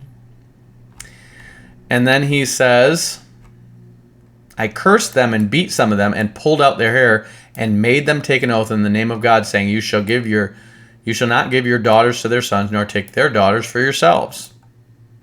Again, Ashdod, so these are Philistines, Edomites, who are mixed people, Ammon and Moab. The point is, they're the surrounding nations. They're mixed people. Remember, the Assyrians have sacked all these and resettled a whole bunch of different people in the land. The Babylonians had taken all these and sacked some of these cities and resettled people. These are mixed people, but they're Gentiles, and they're like against all. Nobody ever said you can't marry the people of Ashdod. Shall not get Remember, Samson marries a Philistine, and it literally says, and this was of the Lord. He is moved by the Spirit of God to marry a Philistine. It says it's of the Lord. So the Lord moved him to break the Lord's law? Yeah, no. They weren't forbidden from marrying Philistines. Did not King Solomon of Israel on account of such women? Did not King Solomon of Israel sin on account of such women? The king was forbidden by multiplying wives of foreign nations because they were heads of state and in a lot of cases heads of cults. And he brought their cults in. Among the many nations there was no king like them, and he was beloved by God, and God made him king over all Israel. Nevertheless, foreign women made him even to sin. They didn't make him sin. He sinned by taking the foreign women in the first place. That was in the law not to do that. Shall we then listen to you and do this great evil and act treacherously against our God by marrying foreign women? No marrying foreigners. It's interesting because their women are marrying foreign men. We're going to find out all the way into the present. And one of the sons of Jehoiada, the son of the high priest Eliashib, was the son-in-law of Sanballat the Horonite. So one of the sons of Shebaliah, the son of the high priest Eliashib, was the son-in-law of Sanballat the Horonite. See, remember, he's already gotten rid of Tobiah and his stuff, and these are his rivals, and Sanballat the Horonite has a son-in-law married to the son of the high priest. And I chased him away from me. You're out of here, you mongrel. He's part Sumerian. You mean part Israelite? He's like a quarter foreigner, though, so get him out of here. Remember them, my God, because they have defiled the priesthood, the covenant of the priests of the Levites. Now, this is true that the Levites were only supposed to marry in Israel. But the son-in-law of was the son-in-law of Sanballat the Horonite, Do you have proof that he's not an Israelite? No, they're just rejecting all Samaritans because they're mixed. They've been keeping the law for 200 years, living in the land, following the Pentateuch. Some of them are mixed of other nations, but they're also the peasant class of them was always the Israelites that remained in the land when the nobles were taken away by Assyria. So they're probably more Israelite than they are these other classes. But this guy's, married into a mixed race of part Israelites. Well, would God let that slide? I think so, because everybody who's married in with the line of David would be married in with somebody who's part Moabite and descended from somebody who's part Canaanite. So yes, I think so. Again, it's unto the 10th generation.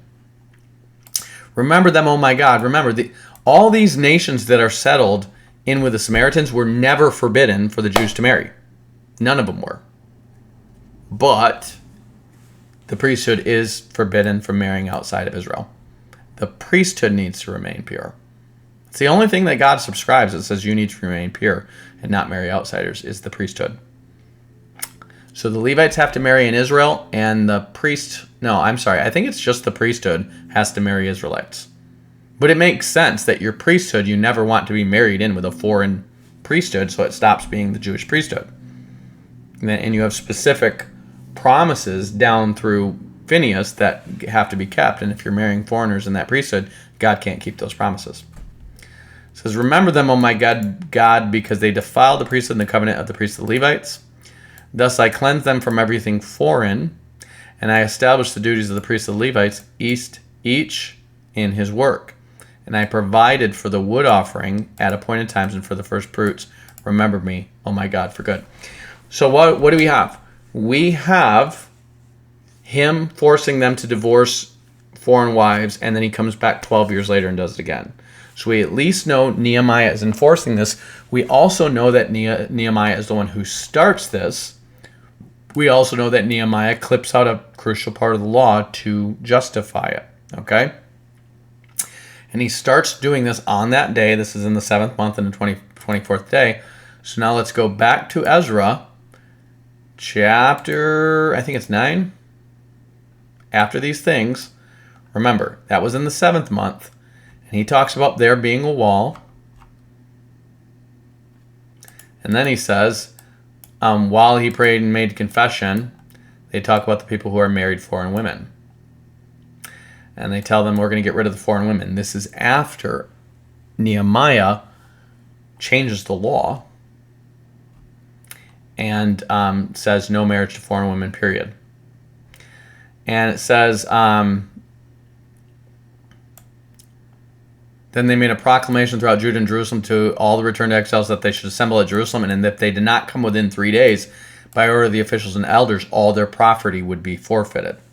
So this is 2 months after Nehemiah starts telling them to separate from foreign women, and they themselves ban the congregation of the exiles.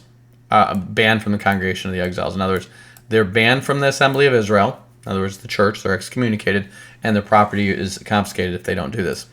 And then the people of Benjamin assembled at Jerusalem within 3 days, and it was in the 9th month on the 20th day of the month. So that's 2 days after Nehemiah starts doing it.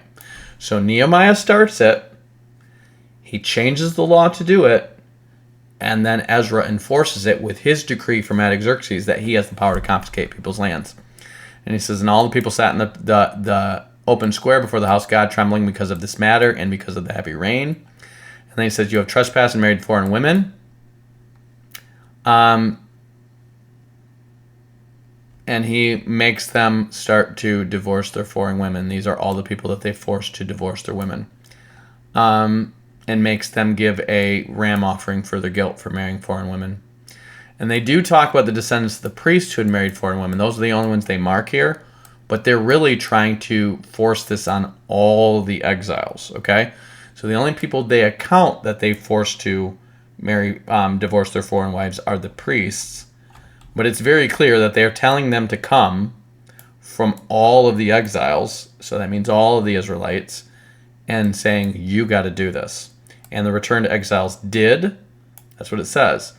So it's basically saying they had guys go throughout the land making sure that they were divorcing their foreign wives or they would lose their property.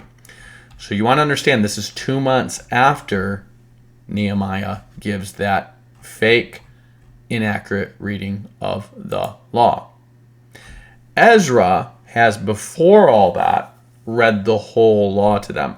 But Nehemiah is going to read a false reading of the law, and he has a specific goal of getting rid of this relative of Sanballat and Tobiah. And so he is setting up a false reading of the law with his motivation of getting rid of his political rivals in the land. And that turns into a total rejection of anybody who is mixed or related to or married in with a foreigner. So they become a Nazi racial purity state at that point. And then from then on forward, they just reject anyone who marries foreign women. So the priesthood, even though they didn't have a right to really tell them to divorce their wives, they were breaking the law. Nobody else was breaking the law. And that's what's important to know. So they're going to only take record of the priests who they have divorced their wives, but it is very clear, but what we see from both Ezra and Nehemiah, that they're trying to enforce this on all Israelites everywhere, against all Gentile nations everywhere, which was not in the law of God. Most of the heroes of the faith would have not stood up to this. I'm talking judges, I'm talking prophets, I'm talking kings, would not have stood up to this, okay? So this is how it ends. And we're going to remember that Ezra 9 and 10, and then Nehemiah 12 and 13 are in the same period, but Nehemiah's first and Ezra's second. Then we're going to have this 12-year governorship of Nehemiah, which is going to take us into the 430s, and somewhere in the midst of that is probably where Malachi prophesies. And he's going to prophesy in such a way that's so subtle, it could be read as if he's backing up what Nehemiah is saying about people marrying the daughters of a foreign god, and yet he's rebuking them for getting a divorce. And this is weird. You have to know the law very well, and you have to know God's priority of oath-keeping very well to understand that people he's talking about divorcing their wives and marrying a foreign god, the daughter of a foreign god, is about them divorcing their Gentile wives and marrying someone who follows a God who never gave this law. So that's not the God of Israel. It's not Yahweh, because Yahweh didn't give that law, Nehemiah did. Nehemiah's changing a couple of things in the law. It's not a ton, but he's changing a few things in the law, and he's going to turn Israel into a racial purity state. And by the time you get to the time of Christ, they have gotten rid of the court of the Gentiles, which is supposed to be for Gentiles who want to come up and worship the Lord. Gentiles. These are not even just people who are in the land who have converted to Judaism. These are just straight up Gentiles who want to come and worship the Lord. Because remember, Solomon's about the temple being for all nations, anybody who prays towards this temple being heard by God. And they're going to turn it into their marketplace. So the Gentiles can't come in there and stand in the temple. It becomes something abominable because it was supposed to be about the true God being exposed to all the nations instead of being isolated among the Jews, and the Jews just saying, don't touch us, you're gross. And it all starts here. And that's what Malachi is going to rebuke. So next time we will do Malachi. I realize that's a long one. I had to rail against everyone for a minute, and then I had to get you down to the details. But next time we'll go through Malachi, and we'll go through both the biblical, mainstream text reading and then my rendition, which I think is accurate, but I would be open to people challenging it if they know Hebrew better than me.